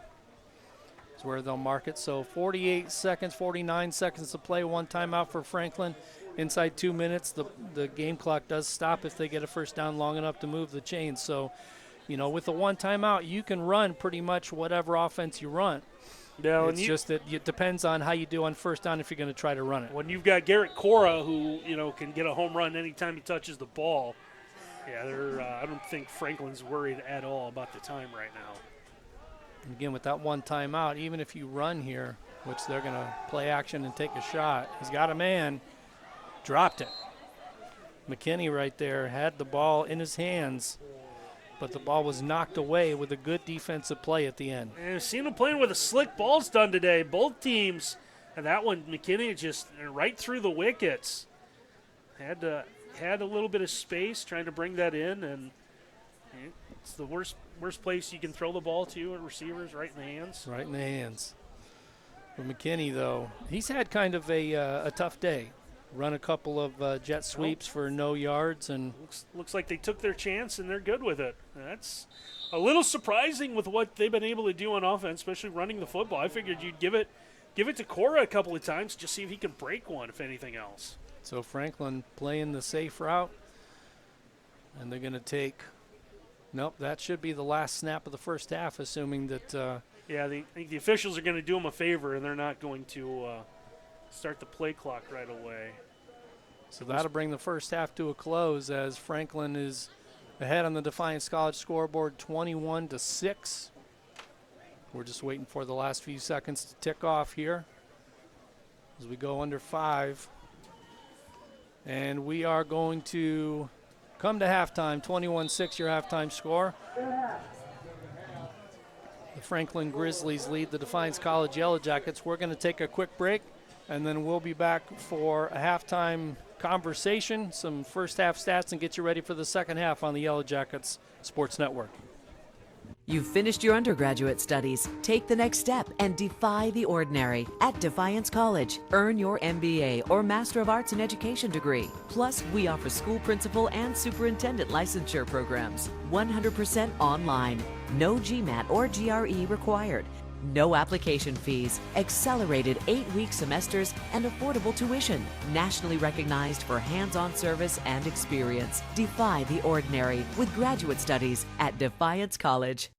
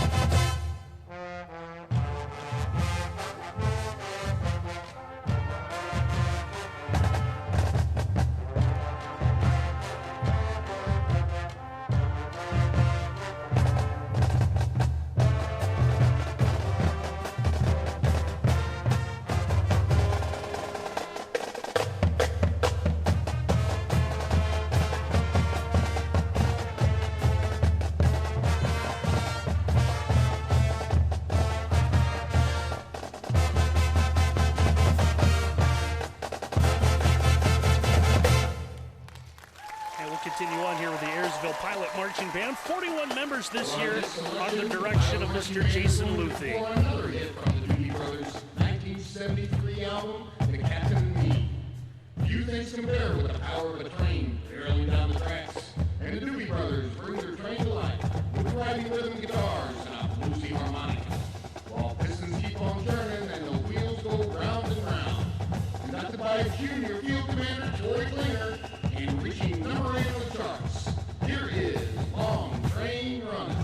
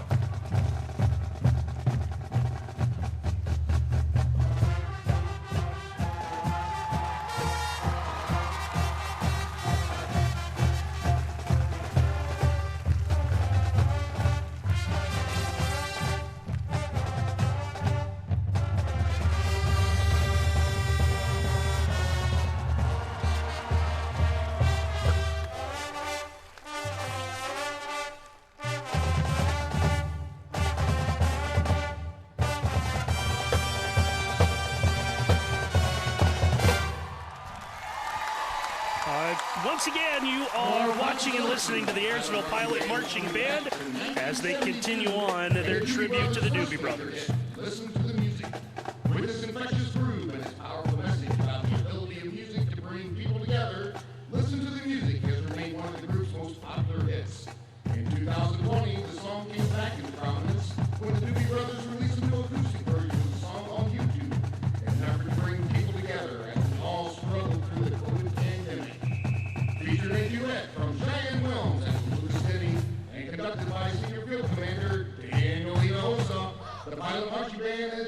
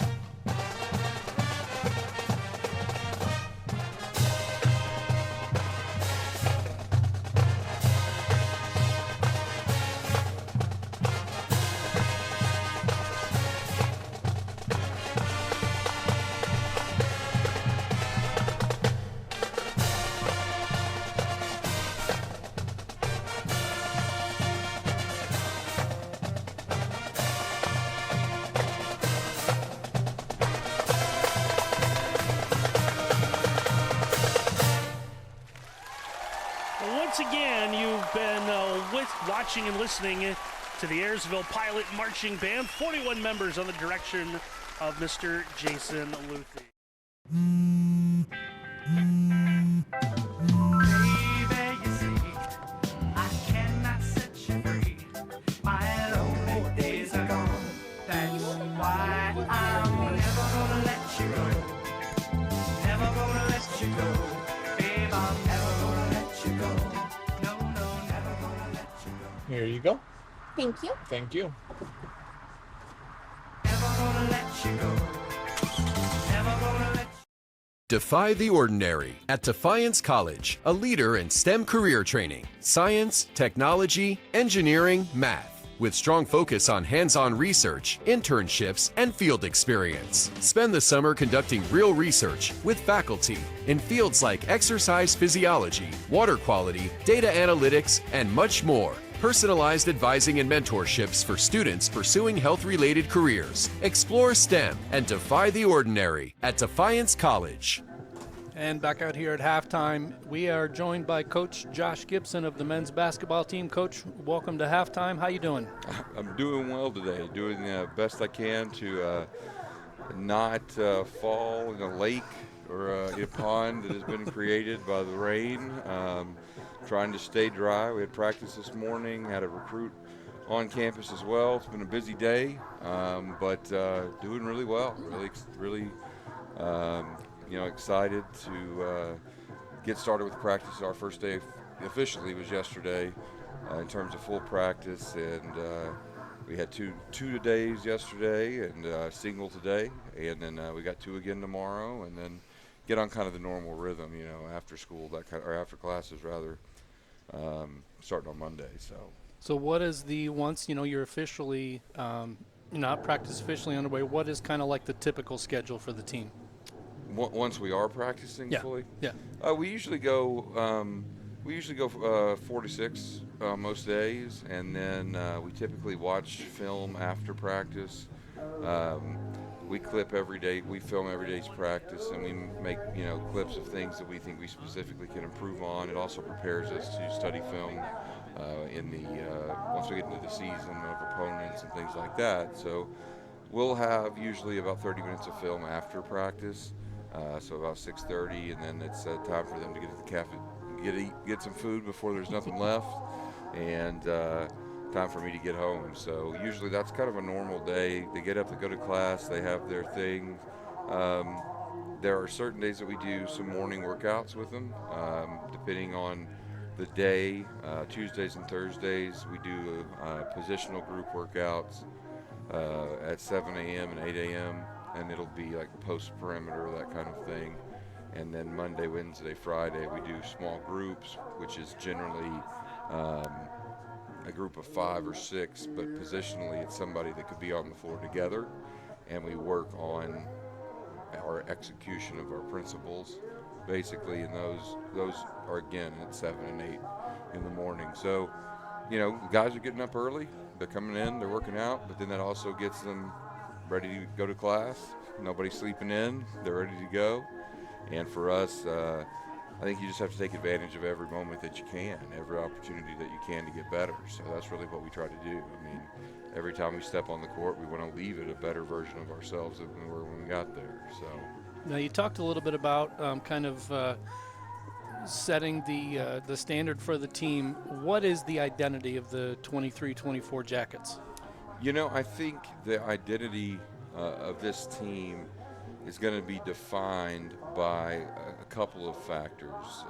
We've got 7 sophomores and 8 freshmen, and then 4 juniors and 1 senior. So we are very young. We're quite talented. We have size. We've got shooters. We've got ball handlers. We've got a lot of really, really good players. But what's defined it so far for me, I think we've had a really, really special chemistry. This group likes each other. They play for one another. They work hard for one another when we're in the weight room or whatever it may be. And I think our identity is going to, in a little bit, be defined by how quickly we can mature and you never know that till you get out there. You know, freshmen, the game's different with the shot clock. There's a big difference in having a screen set on you by a 16-year-old or a 23-year-old who's been in the weight room for 7 or 8 more years. But the talent is there, the character is there, and the commitment to each other is there. So, you know, I think we can hopefully surprise some people. I think we can be a little bit better than some people may think we'll be, but you know, a lot of that just depends on how well we adapt, because the one thing you can't rush, fake, or simulate is experience.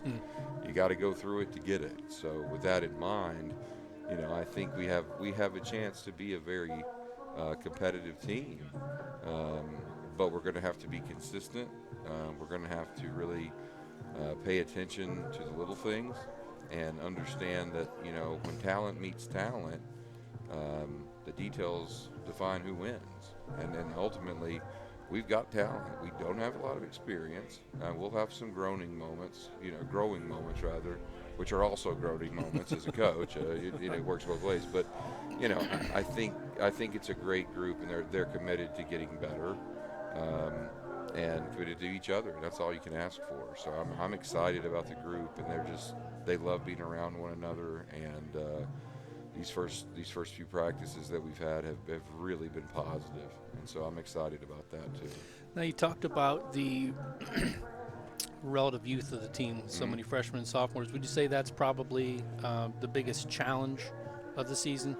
Yeah, I really think it is, because I will tell you, you know, we had our HCAC head coaches meeting earlier this week, and we were just discussing kind of collectively how strong this league is this year. The HCAC, you know, Brian Lane, the head coach down in Transylvania, has been around forever, you know, and he said, in his opinion, in the, you know, whatever 20 some odd years he said that he had been affiliated with it, this is the best, you know, top to bottom he's ever seen this league. Nice. And he just said, you know, there's literally no school you can go to that's not going to have talent, that's not going to play hard, that's not going to have a coach that's willing to make adjustments.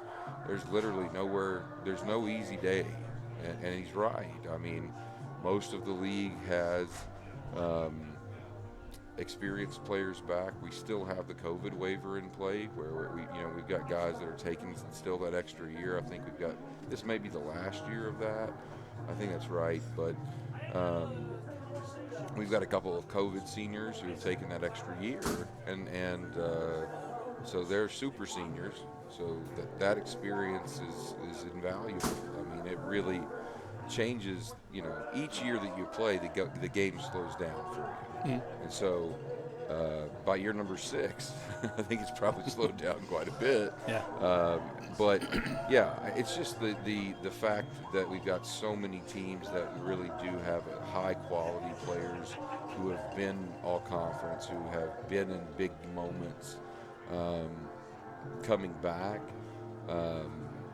Our guys are going to have to quickly grow up, and that's going to be some of the challenge. You know, there can't be that moment of like, oh man, you know, why is this guy mad at me? You know, why is he guarding me so hard? No, that's college basketball. You know, welcome to it. So, like I said, so far it's been very positive in practice.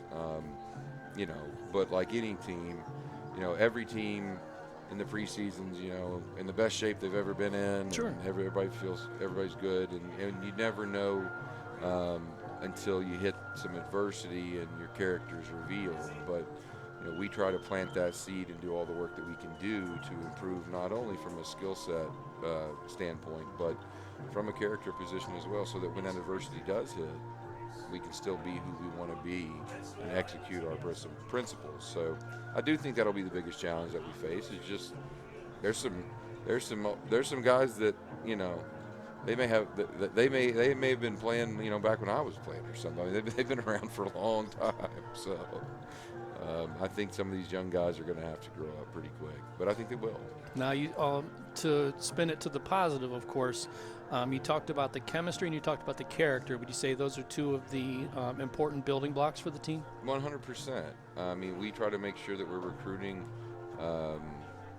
people. We watch when we go watch a game. We sit up at the top and watch how a kid responds when he makes a mistake. We watch how he reacts to his teammates, and we try to be really targeted in our approach with who we're bringing in. And I think the guys that we've brought in are bought in to what we've asked them to do, and we've asked them to buy into us and sell out for each other. And I think that's what they're doing. And as long as that maintains, I think you just have a consistent upward trajectory. The key is, again, when adversity hits, it's going to reveal that character. And we keep trying to work and reinforce it. And as long as we can be who we think we really are, I think that we can have a year that maybe, like I said, maybe we might just surprise some people. Good. So like I said, it's a great group to be around. They're fun. They're bringing couches out to the soccer games, and they've been planning to bring one to football, but the last two it's rained, so they haven't been able to do that. They're disappointed and it's a couch they found on the side of the road, of course.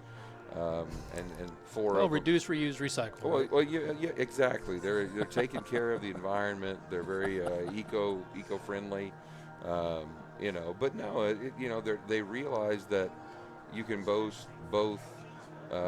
have to work really, really hard and still have fun, because that's kind of the point of the whole thing. Yep. And if you're not having fun, you're doing it wrong. Absolutely. So we're gonna keep going after it and hopefully. Like I said, be a real competitive team this year, hopefully. So who is the first official, how do we get the season started? On the 8th of November, we have an exhibition at Cleveland State. Okay. And then we open up at home that Friday, I think it's the 10th. Wednesday to Friday. Let me do my math there. Yeah. Friday the 10th. With our Purple and Gold tournament. Good. And we, I think that first night, I believe we play Beloit College out of Wisconsin. So hope all are invited, and hope it's a great crowd, and hopefully we get it off to a great start. And that Cleveland State game will be a good test run. And then on that Friday, hopefully we're ready to go. Yep, and we'll be carrying some of those games this winter on the Yellow Jacket Sports Network, so we're pretty stoked to be doing that. Well, we are too. We're really excited that you're doing that. We have a lot of alumni, a lot of parents, and a lot of people that have been asking for that. And I think you're really going to fill a need, and we're really appreciative. We're happy to have you. Awesome. Josh Gibson has been my guest. Josh, the head basketball coach for the men's team at Defiance College. We're going to step aside real quick and bring you the second half kickoff right after this on the Yellow Jacket Sports Network. I don't remember how it started. Go to that. Our back and forth. It always came back. Dad! You probably don't remember what you told me. That was perfect. But I heard every word.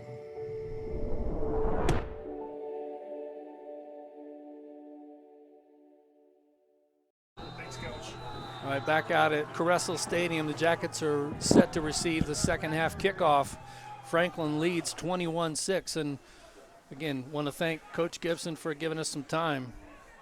Ball really hard to retrieve right there, going in this direction on the kickoffs as Franklin elects once again to do kind of a squib kick. And Randy, we're pretty excited to be bringing you some basketball this winter on the Yellow Jacket Sports Network. Coach Gibson seemed fired up. Seems really kind of rebounding here, and November 10th and 11th, Purple and Gold's going to get things underway. Well, I was hoping I'd have a chance to run through some stats here quickly. No, go for it. Before we get second half underway. First downs, Franklin with 9, Defiance with 7. Third downs, Franklin just 1 of 7, Defiance 4 of 9. The big difference is Franklin 2 of 2 on fourth downs. Total offense, Franklin 33 plays, 230 yards. DC 33 for 164. Fumble on the field. I'm going to call this one second down for Defiance College. That one, blindside rush. and nearly disaster.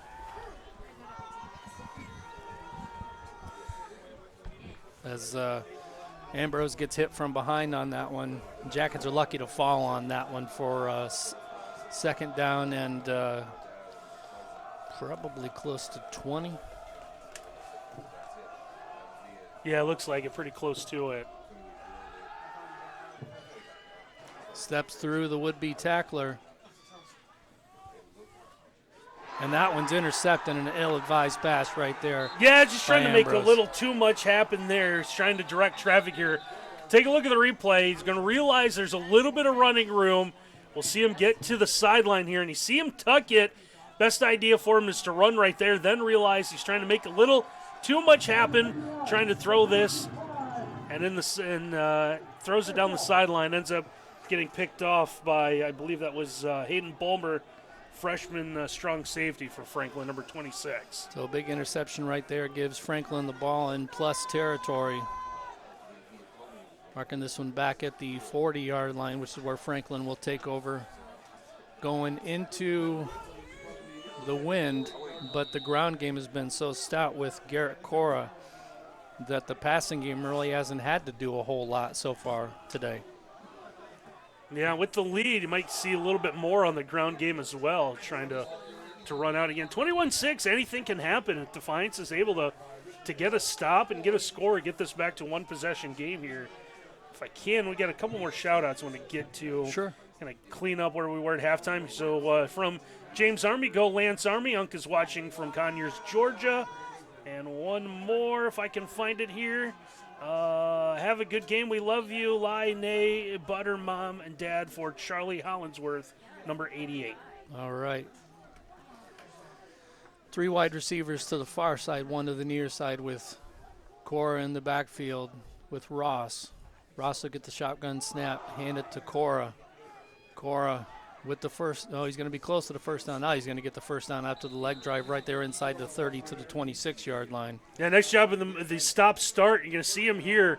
It looks like he's going to be bottled up and just able to run through the tackle. The thigh comes to a stop. Everyone slides by him, and he's able to get another 5 yards after he does that, and that second effort is what's going to give him the first down. Jalen read the attempted tackle right there that Cora was able to run through with that stop-start and get the first down. Again, 3 wide receivers to the far side, clean to the near side. Very patient Grizzlies offense here to start the second half. And you can be patient when you can hand the ball to number 2, and number 2 will just keep those legs driving. Cora will get 8 inside the 20 to the 17.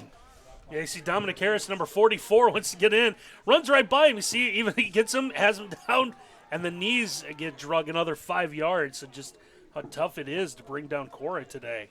Cora, you mentioned only 175 pounds, so obviously at 5'11", very strong lower body. That's why he's able to keep those legs driving and pull the would-be tackler for an extra 4 yards there. Yeah. So second and short. 2-time defending HCAC Offensive Player of the Week, and can understand why a little bit. Probably going for a three-peat. He might be going for a third. He might be making a play for Offensive Player of the Year. Close to the first down by Cora, gets him to the 16-yard line, just inside the 16. They need to get close to the 14 for a first down, so it'll bring up a 3rd and 2.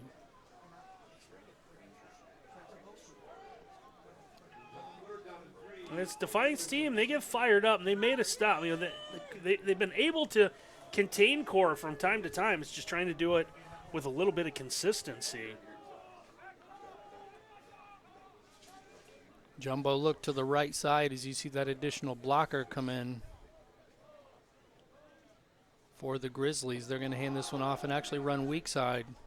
He's going to have the first down and more. Inside the 15 to the 14. Actually, that's right about where he needed to gain for the first down. They're going to go ahead and give him the first down. Yeah, Vishon Palmer trying to force him out of bounds, but Cora able to carry him for a couple of yards and enough, it looks like, to get the first down. No, they're going to mark him. No, they move the chains, change their mind. Well, they initially called that a first down on the far side. Judge went ahead and waved them, but now they're calling it a 4th and short. Don't think this will change Franklin's approach one way or the other. I think they were going to go for it regardless.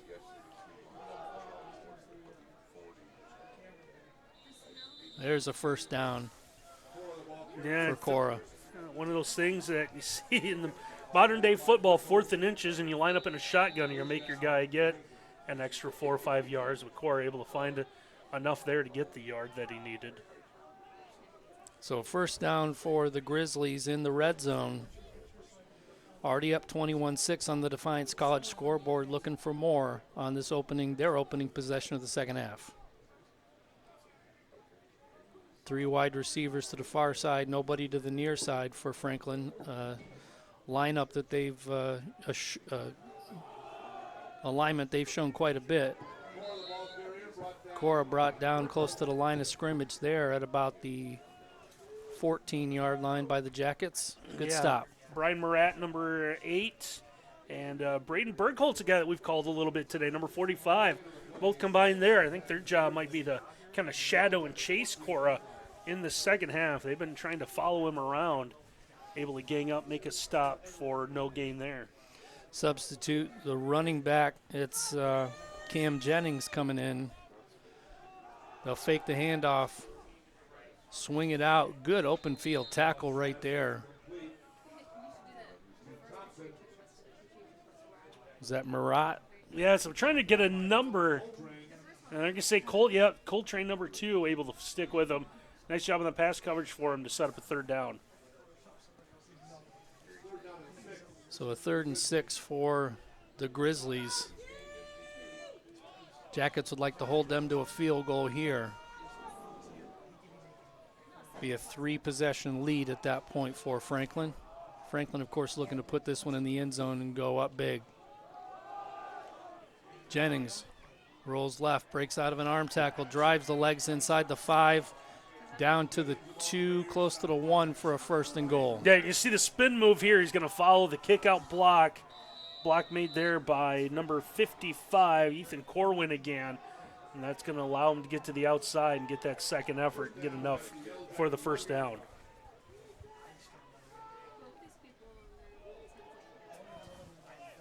Some substitution questions for the Jackets right there.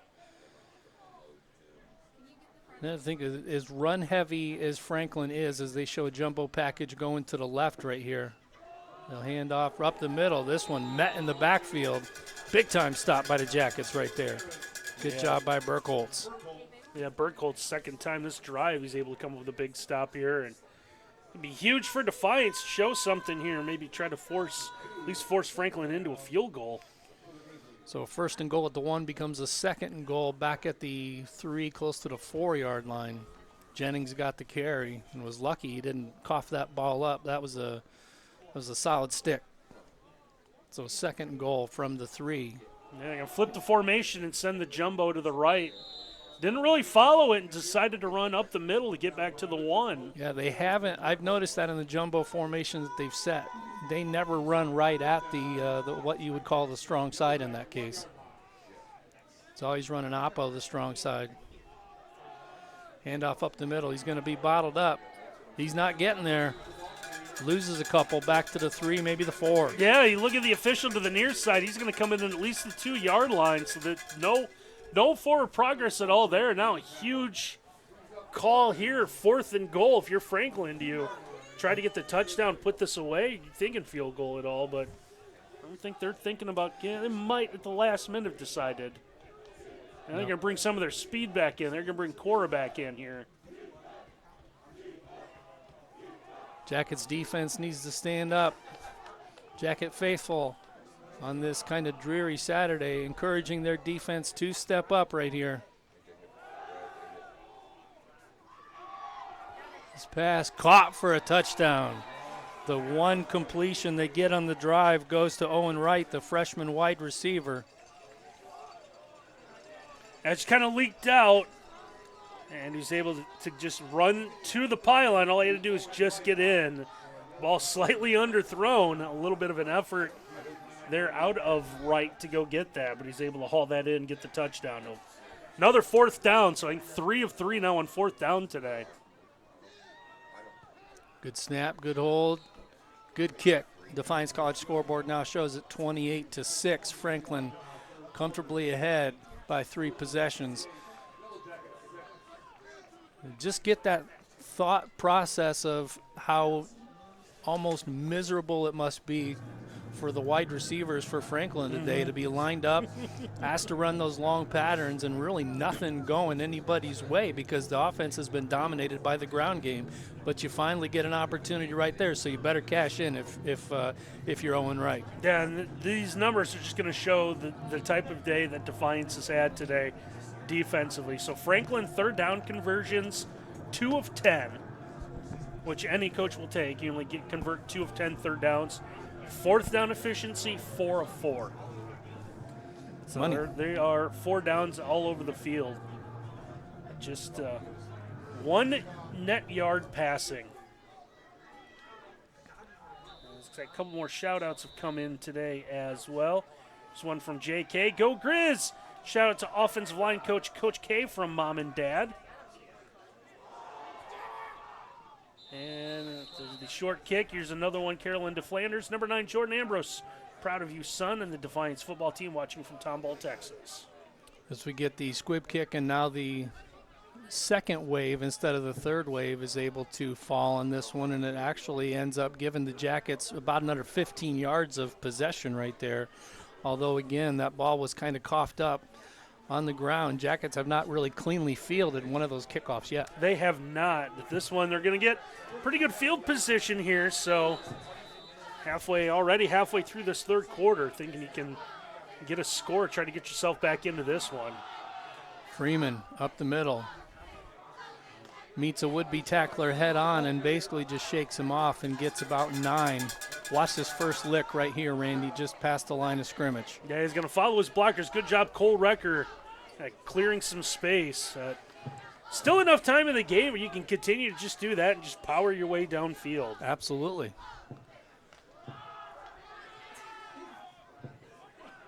Incomplete pass, and we get a quarterback change. Jelani Warren in there, the senior, number 14. Third and 1 here as Warren is now taking over the reins, at least temporarily, under center.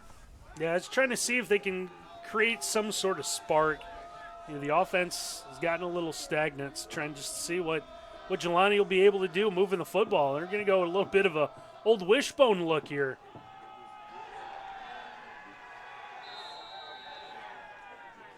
That one loses a couple yards for the Jackets.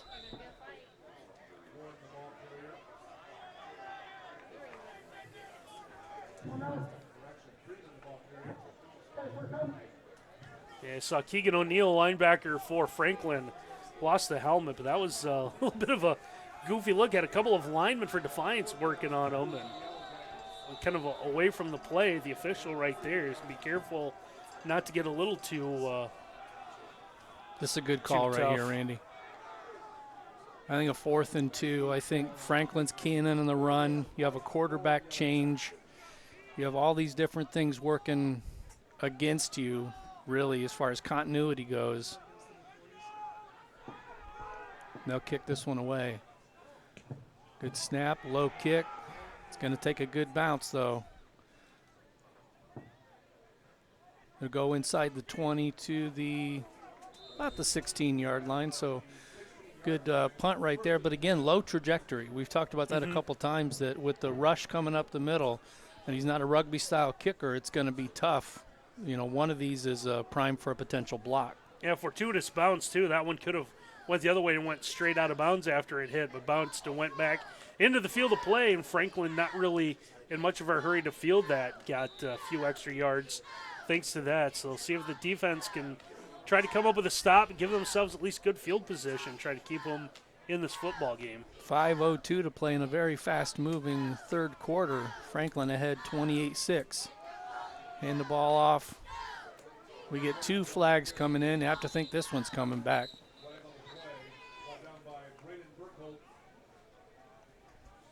The ball kind of going to that far side. I didn't really see early indication there is the hold. Going to see if the Jackets accept this penalty. I have to think they will. So they'll get number 70, Amari Phillips, the sophomore. They'll back it up half the distance.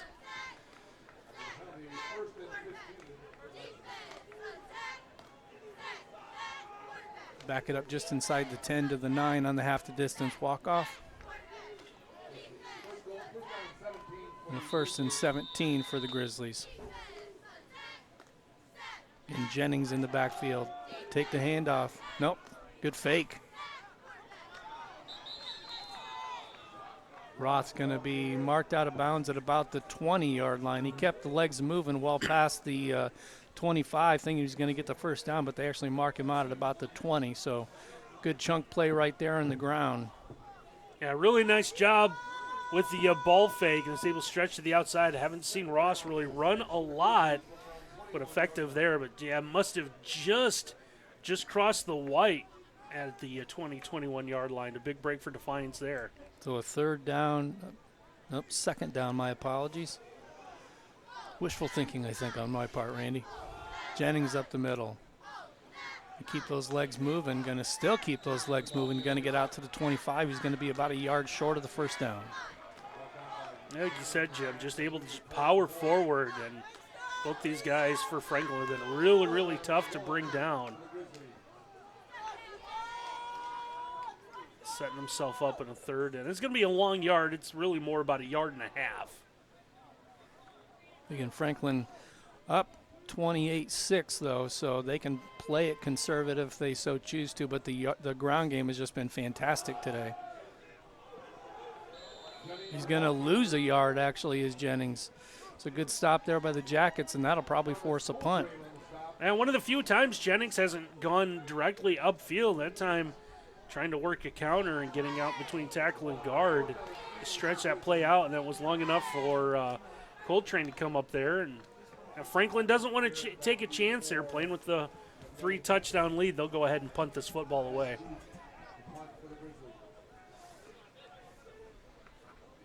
Garrett looks like he's back at about the 38 to receive this kick. Low snap.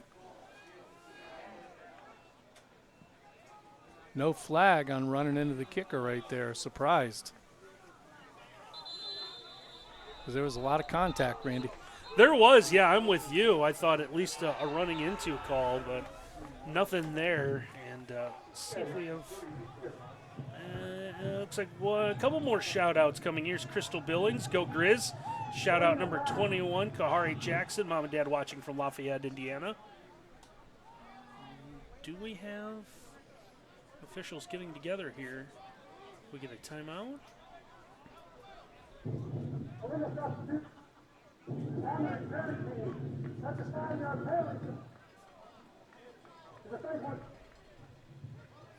So they're going to call an illegal substitution.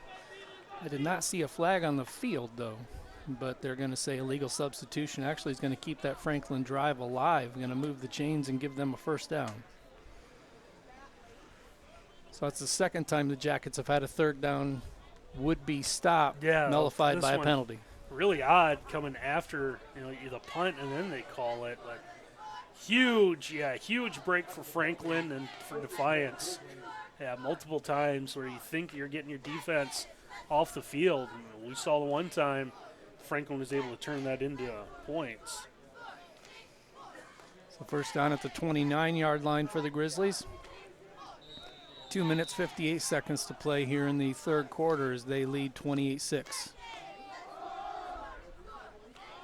Handoff up the middle.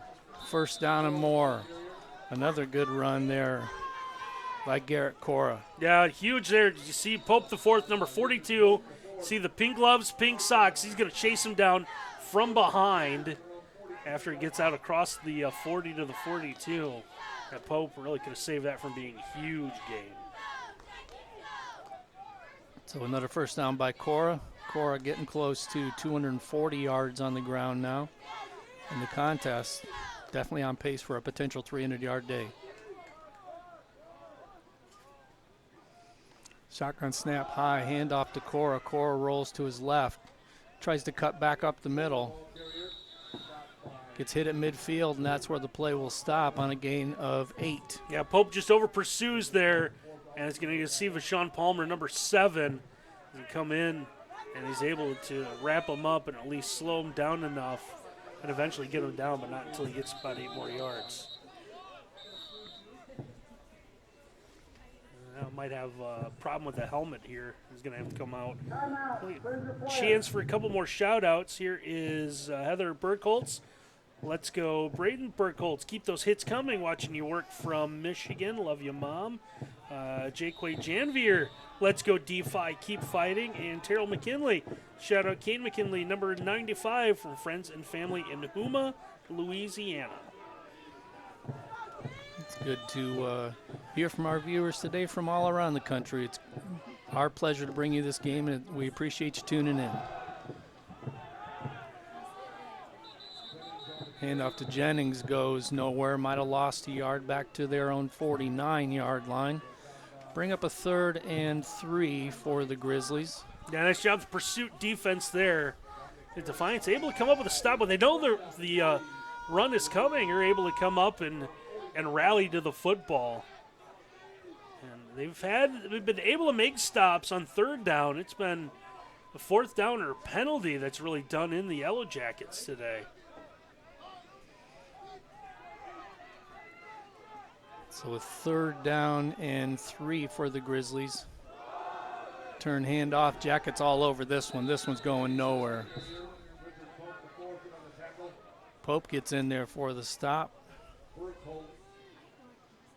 little shaken up at the end of that play too, but I have to think the punt team's going to be coming out here for the Grizzlies.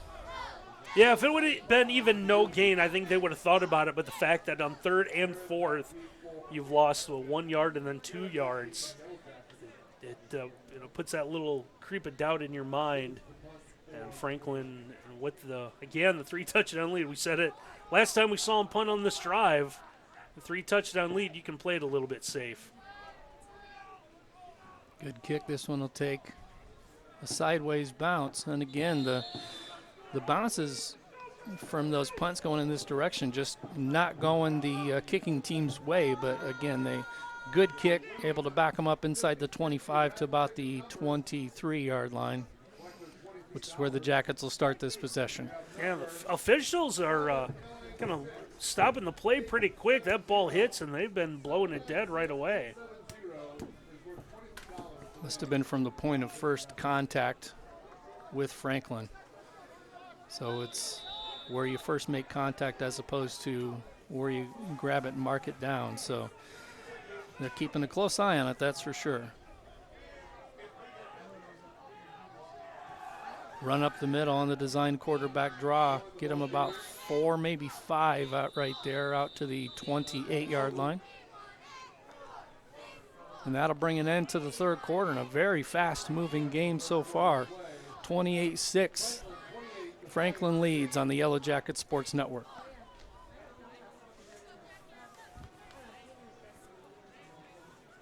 Discover, engage, formulate, initiate, defy the ordinary at Defiance College. Defy, with a unique 4-year focus on career readiness, experiential learning, and 95% plus career placement. Want to serve? 100% of entering students defy the ordinary by engaging in community service with nationally recognized community-based research and service programs. Undergraduate studies you love with personalized experience you want. Defy the ordinary at Defiance College. Apply to Defy.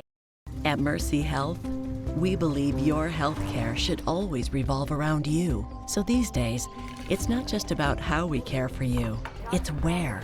Because whether at our place or yours, or wherever your day takes you, we'll be there with compassionate, personalized care.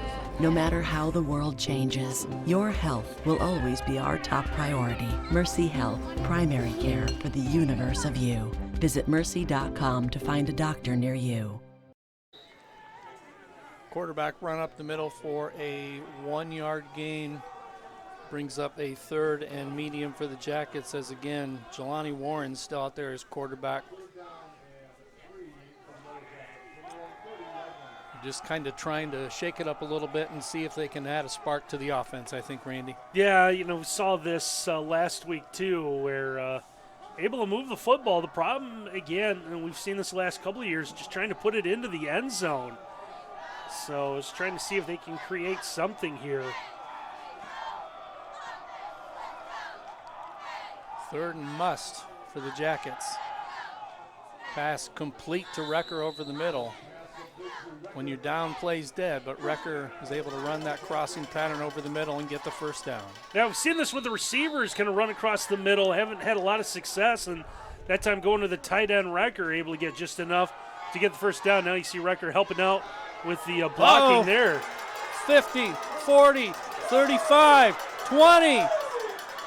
Inside the 15 to the 10, Tyshawn Freeman with another huge gain. The big guy's well over 100 yards. Yeah, it's almost like trying to tackle a bowling ball. Just he gets rolling here, and he gets a little bit of help. And see, we've talked about it the last couple of weeks. Who wants to be the guy to step in front of him? Because he's just going to punish you like he did right there. Trying to knock that ball out.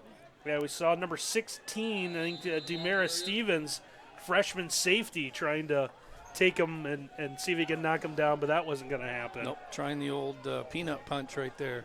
Did not work. Short gain on first down as this is now a 2nd and goal for the Jackets. And now they're going to sub him comes out. Yeah, Deisler's going to come in, so you don't want to see – you want to see Defiance score, but if you're Freeman, you do the work, get them all the way down there, and then you just see Deisler put it in the end zone. You can see 1, 2, 3, 4, 5, 6, 7 linebackers / DBs all lined up basically in a straight line across.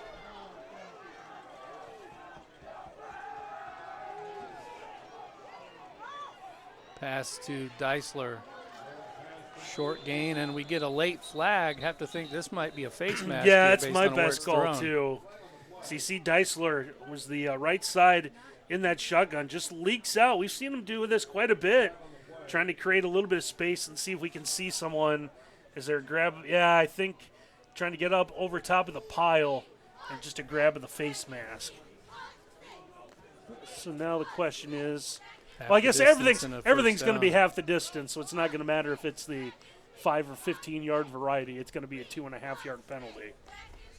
And more importantly for the Jackets, it'll give Freeman a little rest, and you'll have a 1st and goal on short yardage.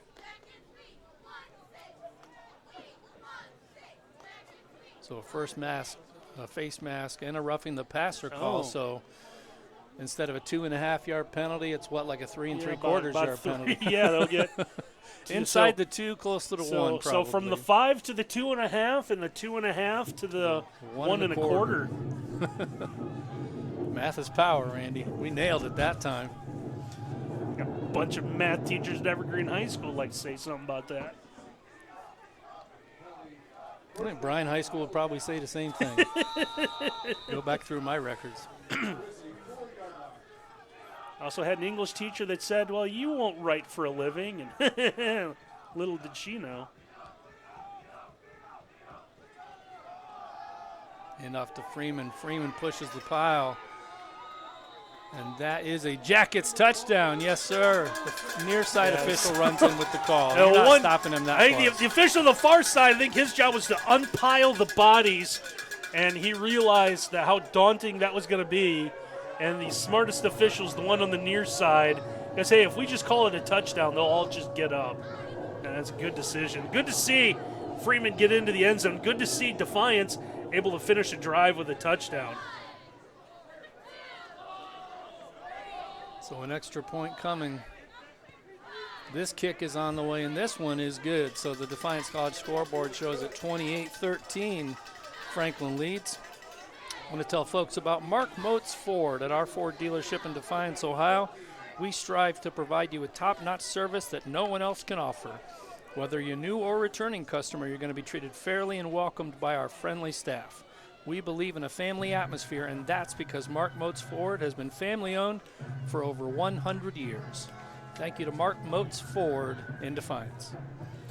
Yeah, a few more shout-outs coming out here. Here's one from Steve Simons. Let's go Grizz at number 68, Mom, Dad, Isabel, and Maisie.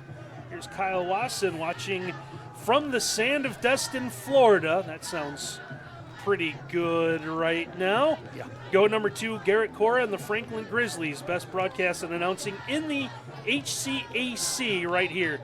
Thanks to both of us for giving everyone the great experience to the fans that can't be there. Awesome. So, Thank you so much. I appreciate that. I don't mind being named All-League. So shout out to number 28, Chris Young. This one from Jacqueline and the team watching from Newport, from your dad. Really, yeah. And the voice of Ken Reeker in my ear, really. Ken makes us look good. Who can't do anything without him? And, of course, the great work that Sam and Curtis have done on the cameras all day long. Much like the play on the field, it is a team effort. It is.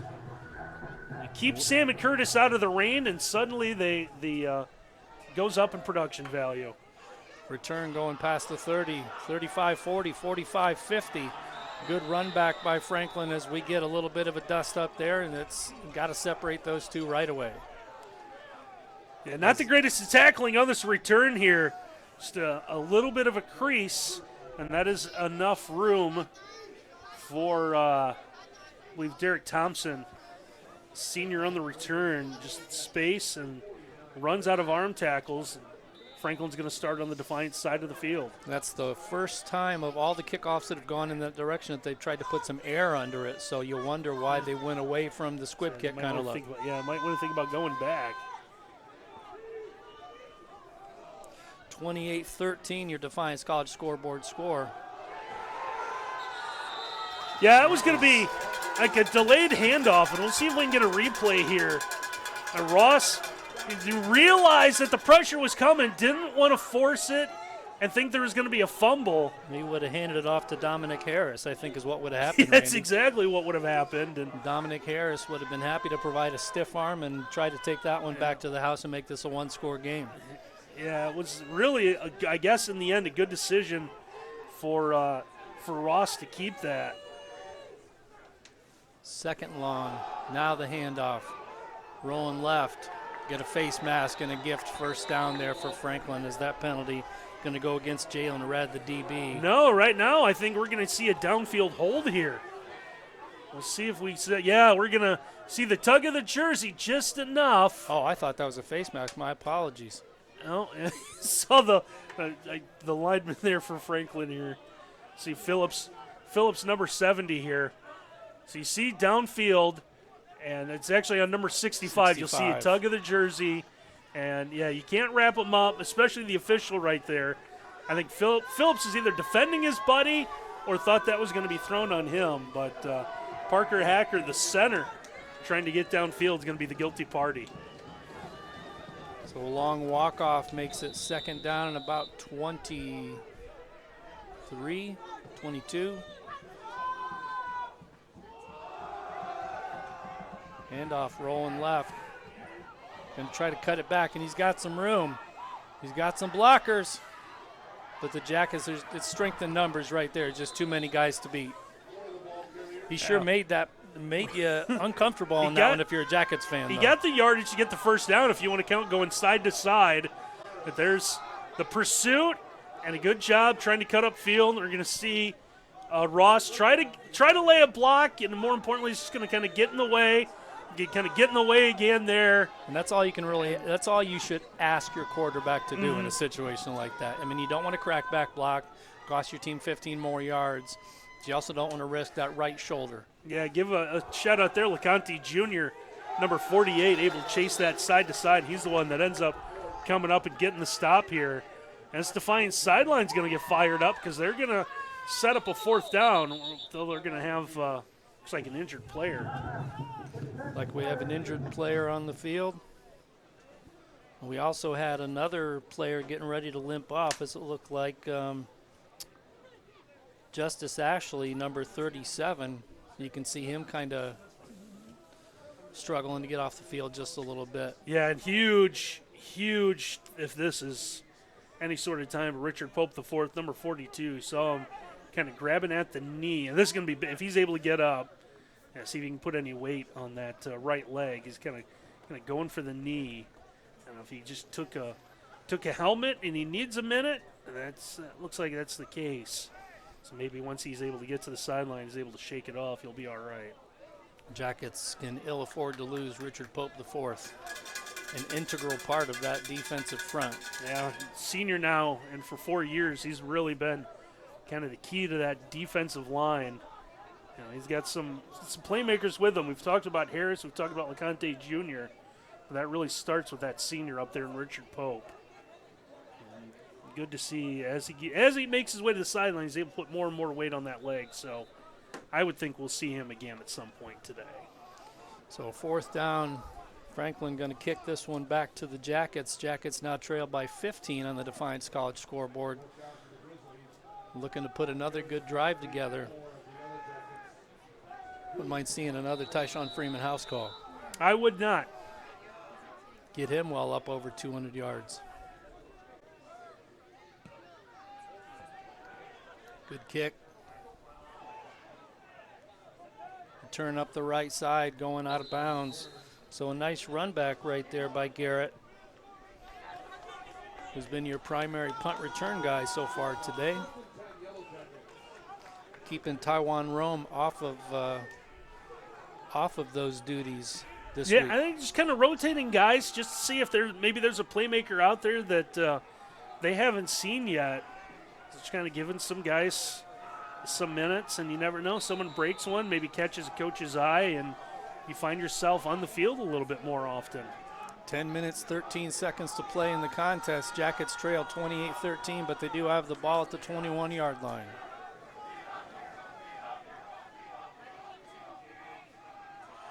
Quarterback run going right side. A good job with the formation. You saw 3 receivers at the near side. Warren was going to look that way at first, and with the lesser number of defenders going from hash mark to sideline with 3 the other way, like their chances only have to run against about 6 defenders. So 2nd and 6 for the Jackets. Wrecker in motion. This one's going to be blown that I think this is a procedure penalty against the Jackets. Wrecker is going to be the guilty party here. Just a little flinch, trying to get in good spot, and I think he knew it too. That's going to be a tough break for Defiance. If you want to know how windy it is, right there's your tell. Yeah. Doesn't seem like it, again, to look at the flags on top of the goalpost, but you can hear nothing but wind in the official's mic. So got to tip your cap to the folks who are in attendance on a day like today, Randy. It's not the prettiest day out there. It is not. Boy, they're sticking it out. Yeah, it's like the rain might have tapered off. It might just be light rain, but it's, yeah. If you're a casual fan, if you're just a casual fan who wanted to come check out football for the first time, I don't think today's the day you're coming. Freeman up the middle. Gets the penalty yardage back in a lot more. Out to the 26-yard line to bring up a 3rd down and about 7. So another must first down for the Jackets here. Warren takes the snap, hands off to Freeman. Freeman goes up the middle. He's got the first down and more. Freeman through the middle to the 40. Tackled finally at the 24-yard line. Another huge gain for the big guy. Yeah, to see him here, just to clear out. He's going to get a little bit of running room. Recker's going to help out with a big block. You saw number 13 there. And again, we've talked about it. Guys just trying to grab him by the shoulders and trying to grab him by the ankles. They're not going to be successful. And it's going to take a long run. Yeah, had a couple blockers trying to help him out, trying to keep everyone down. There's a tackle behind the line for a loss.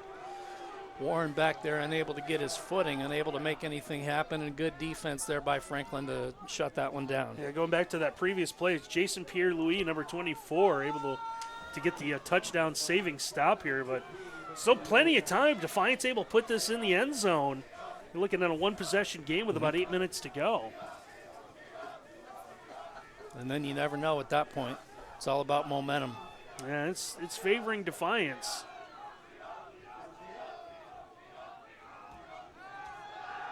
Warren back to pass. Flushed out of the pocket. Pass complete. Turning it upfield. Close to a first down right there. About 2 yards short inside the 20 to the 17-yard line. Yeah, we go Warren to Warren here. He's going to step up. Looked like he was going to run it first, realized it, and gets the completed pass. And a nice job able to slide out of one tackle. And just lost his footing. Yeah, Jalen able to get upfield and get a third and manageable here. Quarterback run up the middle. First down. Yeah, Jelani able to get that. Saw him come out of the pile. Hadn't gone down yet, but that forward progress had stopped. So it really stopped right there when he runs into the bear hug. And gets pushed backwards. Good call by the officials to blow that one dead.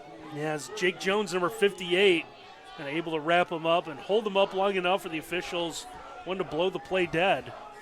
So a red zone opportunity here for the Jackets. Wrecker in motion, going right to left. Freeman, left end. Bounces off a would-be tackler. Gets down to the 7-yard line. Defiance definitely has something. Starts with Wrecker at the tight end spot. He's going to become that extra blocker, turns into that strong side. And that's been the best side for Freeman. He's run that way quite a bit today. And another good gain there on first down. So Freeman gives them about 6 and a 2nd and 4 inside the 10-yard line. Can get that first down without getting in the end zone. But right now, time is of the essence with 6.5 to play. Jackets need to score and score quick. Freeman up the middle. Breaking tackles to the 5. Mark down at the 1-yard line. Yeah, just First powering forward. It's about the most we've seen him really dance around in his time. Normally, it's just straight ahead power football, and pretty effective there. And we'll see if does the knee come down. And he kind of lands on a body. That's close. That was close. That's a close call there. Both teams making subs in. Yeah, see Cole Wrecker here. Jackets can't really afford to be taking too much time getting this play call in, though, Randy. Yeah, We're down under 6 minutes to play. Wrecker's kind of take control, really, of the line. Has made some changes, and Wrecker seemed kind of telling who to come in, who to go out. Freeman, touchdown, Jackets. 1 yard, straight up the middle. The straight dive play gets them in the end zone. Makes it a potential one-possession game. Yeah, if you're Defiance, what you're going to do here is you're going to hold off having to go for 2 until you absolutely have to. Because if you go for it here, don't get it, remains a 2-possession game. You want the extra point, and you want the chance to make this a 1, or I might be completely wrong. I think they're keeping the offense out there right now. I'm with you, though. I think you don't go for 2 until you absolutely have to. Yeah, and I think Coach Nichols is going to talk about this. I think they think the same thing. Because it's deflating. You drove it and scored, and now if you miss it, knowing that you 2 possessions and 5:43, I think you go ahead and kick the extra point here. Service Master by McCann. Keeping Defiance College in pristine condition does more than create a good first impression. It also boosts productivity and keeps your employees safe and healthy. At Service Master by McCann, we understand how important a clean and safe environment is, and our cleaning experts work tirelessly to provide customized cleaning and disinfecting services to offices, businesses, healthcare facilities, and other spaces throughout Defiance. Yeah, a couple more shout-outs coming out. Here's one from Marie Pierre-Louis. Shout-out to Jason Pierre-Louis, mom watching from Fort Wayne. There's a Deborah Burke shout-out, number 52, Aidenberg. Way to hold the line, proud of you, from Indy. And one from Chad Johnson. I don't think it's that Chad Johnson. No. Shout-out to number 64, Max Johnson, and Grizz. Go Grizz from the Johnsons in Lebanon, Indiana. I guess anything's possible, but probably not, right? It'd be great if it was.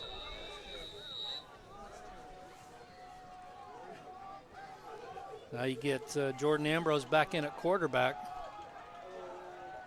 Get a little trickery going on here. And a 2-point conversion to the Jackets. Double reverse right there. And throwing that one into the end zone. Good job by Warren right there.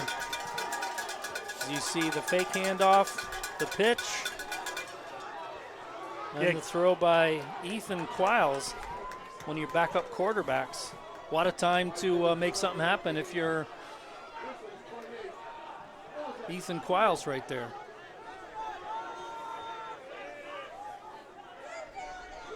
So it is a 7-point game. And what was a much more challenging halftime advantage for Franklin has become a little bit of a nail-biter for the Grizzlies now. And you've seen that defense get fired up, and they've been able to contain that run game for Franklin this second half. So you ask your defense for one more stop, give your offense a chance here to potentially tie this. Or Defiance might have been thinking about 2 there, because they might be thinking about, if they get a stop and a score, they might be thinking about 2 getting the win, not settling for a tie. Short kick. Return to the 35, close to the 40-yard line. And Franklin will take over on this possession, 1st and 10 at the 39. Yeah, Derek Thompson, again, another return, about 20 yards or so. So we've seen squibs where Franklin's had to start a little bit deeper, but Defiance the last couple of times decided to kick this deep and take chances with the kickoff unit. So 1st down for the Grizzlies here at the 39-yard line. What has been the Garrett Cora show today. Multiple touchdowns, well over 200 yards rushing. Run up the middle. Give him about 5 on 1st down to the 48-yard line. I'm sorry, the 43-yard line, 44. Yeah, Cora today, 27 carries, 272 yards. I'm sorry, 28 for 276. So if that doesn't include that one, then he's up over 280 on the day. Yeah, and they'd love nothing more, Franklin would. Changed it. By the way, Freeman today, 19 carries, 235 yards, 3 touchdowns. That's a pretty good day, too. I would take either one of those. I would take either one of those for sure. Sneak a man out of the backfield for a 1st down gain. Good pitch and catch right there. Going to Rias Moore, the senior tight end. Everybody was keying in on nice the running job. back. Nice job of the play design. Yeah, Franklin's gone run most of the day, and that time it was Moore, number 5, able to leak out and just get into the flat. And a nice job with Ross to move that pocket, able to get him. Franklin here, this is just a race against time. You're just looking, force Defiance to burn the last 2 timeouts they have left and try to run out this final 4.5 minutes. Snap, handoff. Bounced off a would-be tackle and what would have been a huge loss. Instead, it's going to be close to another 1st down. Yeah, I know. 7 yards. How many times we said that today? But number 45, again, Braden Burkholtz had a pretty good game. Had him absolutely dead to rights. And Cora, again, just able to find a way to worm out of trouble. Injured jacket on the field, stops play. Looks like that is Deshaun Palmer, and the Jackets are already thin in the secondary, so Palmer going down will obviously have to come out, but more important is the extent of the injury. Is he still on the ground? Yeah, this was kind of away from the play, so that was a weird situation there where he is able to get up. That's good to see. Didn't see anything that happened there at the end of that play. He just got the wind knocked out of him or what?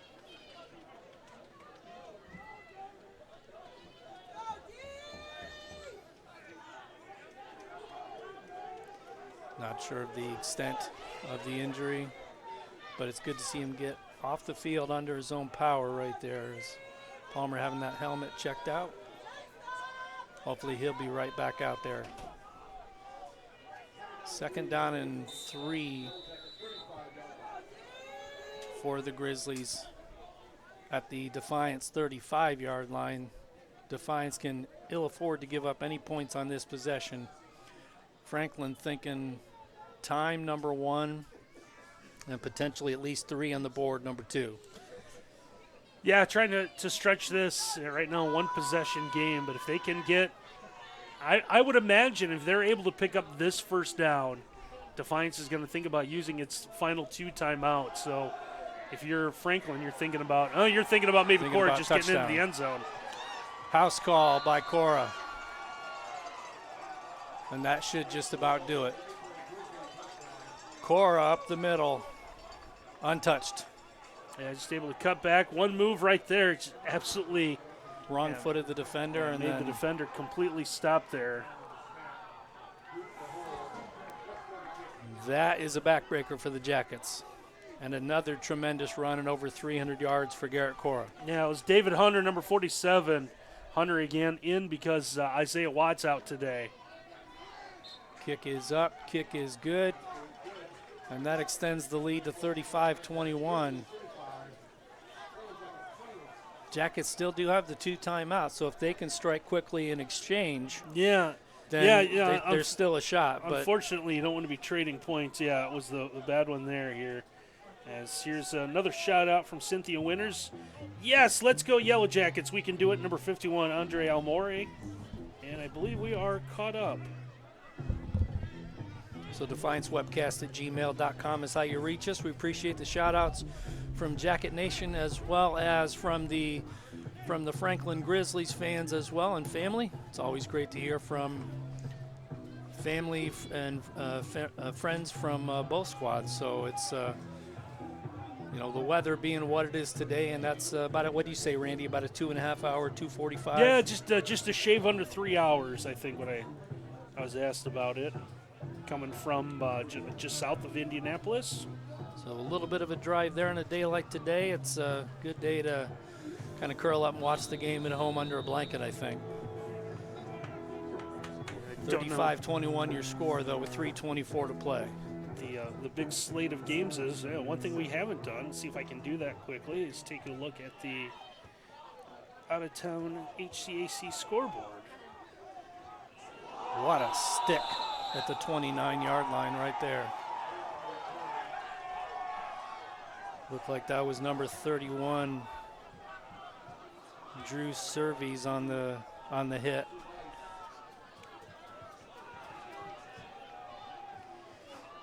Big time lick right there at the 29-yard line, which is where the Jackets will take over. Going with the speed back, Deisler back there. Thinking more probably pass than throw, but Ambrose keeps this one. He's going to get about 5 on first down to the 34-yard line. Clock continues to roll. Going down to about 3 minutes to play in the contest. 2 touchdown advantage on the Defiance College scoreboard for the Franklin Grizzlies. Showing blitz. Intercepted. And that should just about do it. That was Hayden Bulmer, the freshman DB. Basically, pass was thrown thinking the receiver is going to make more of an in cut, but he did not. Trying to lead Gibson just a little too much. And unfortunately unable to get that one here. So interception by Franklin gives them the ball back, 2:53 to play. Jackets still do have 2 timeouts, but Franklin up by 14 in plus territory.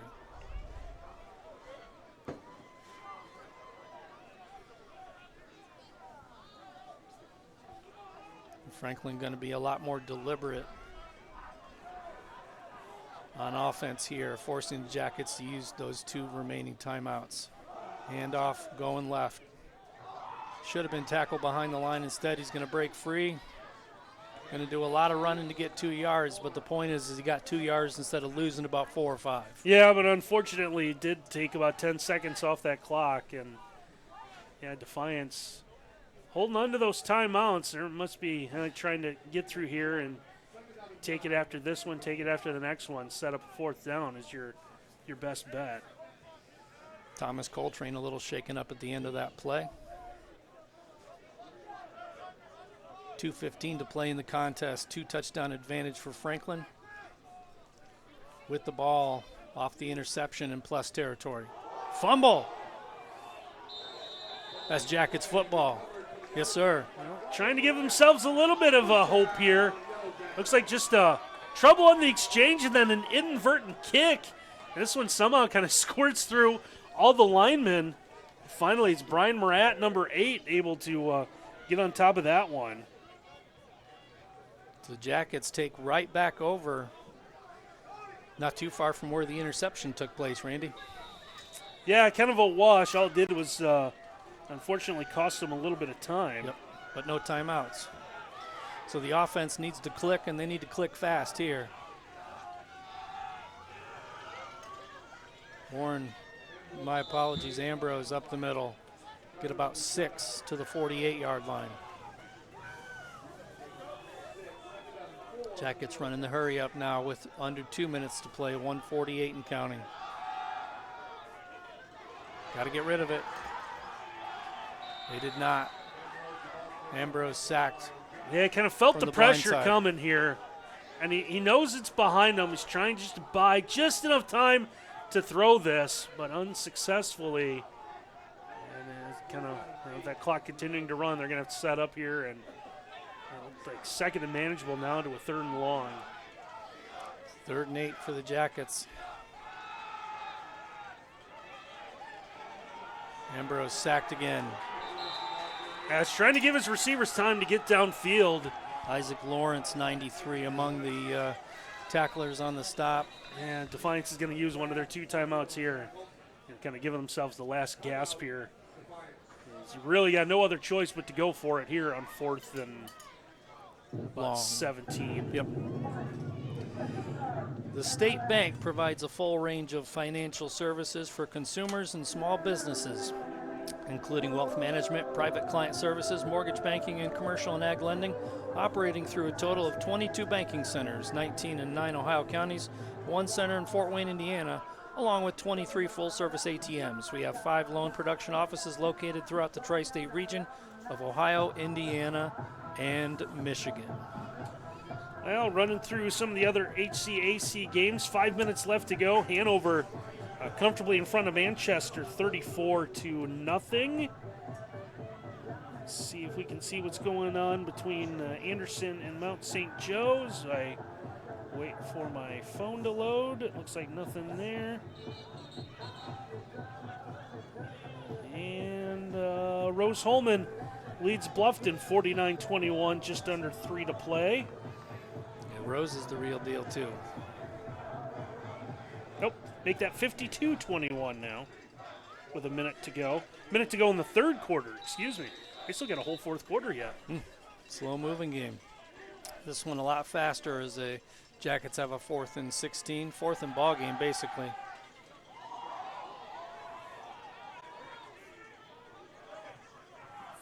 Ambrose doing everything he can to get that first down, but he's going to be marked a few yards short.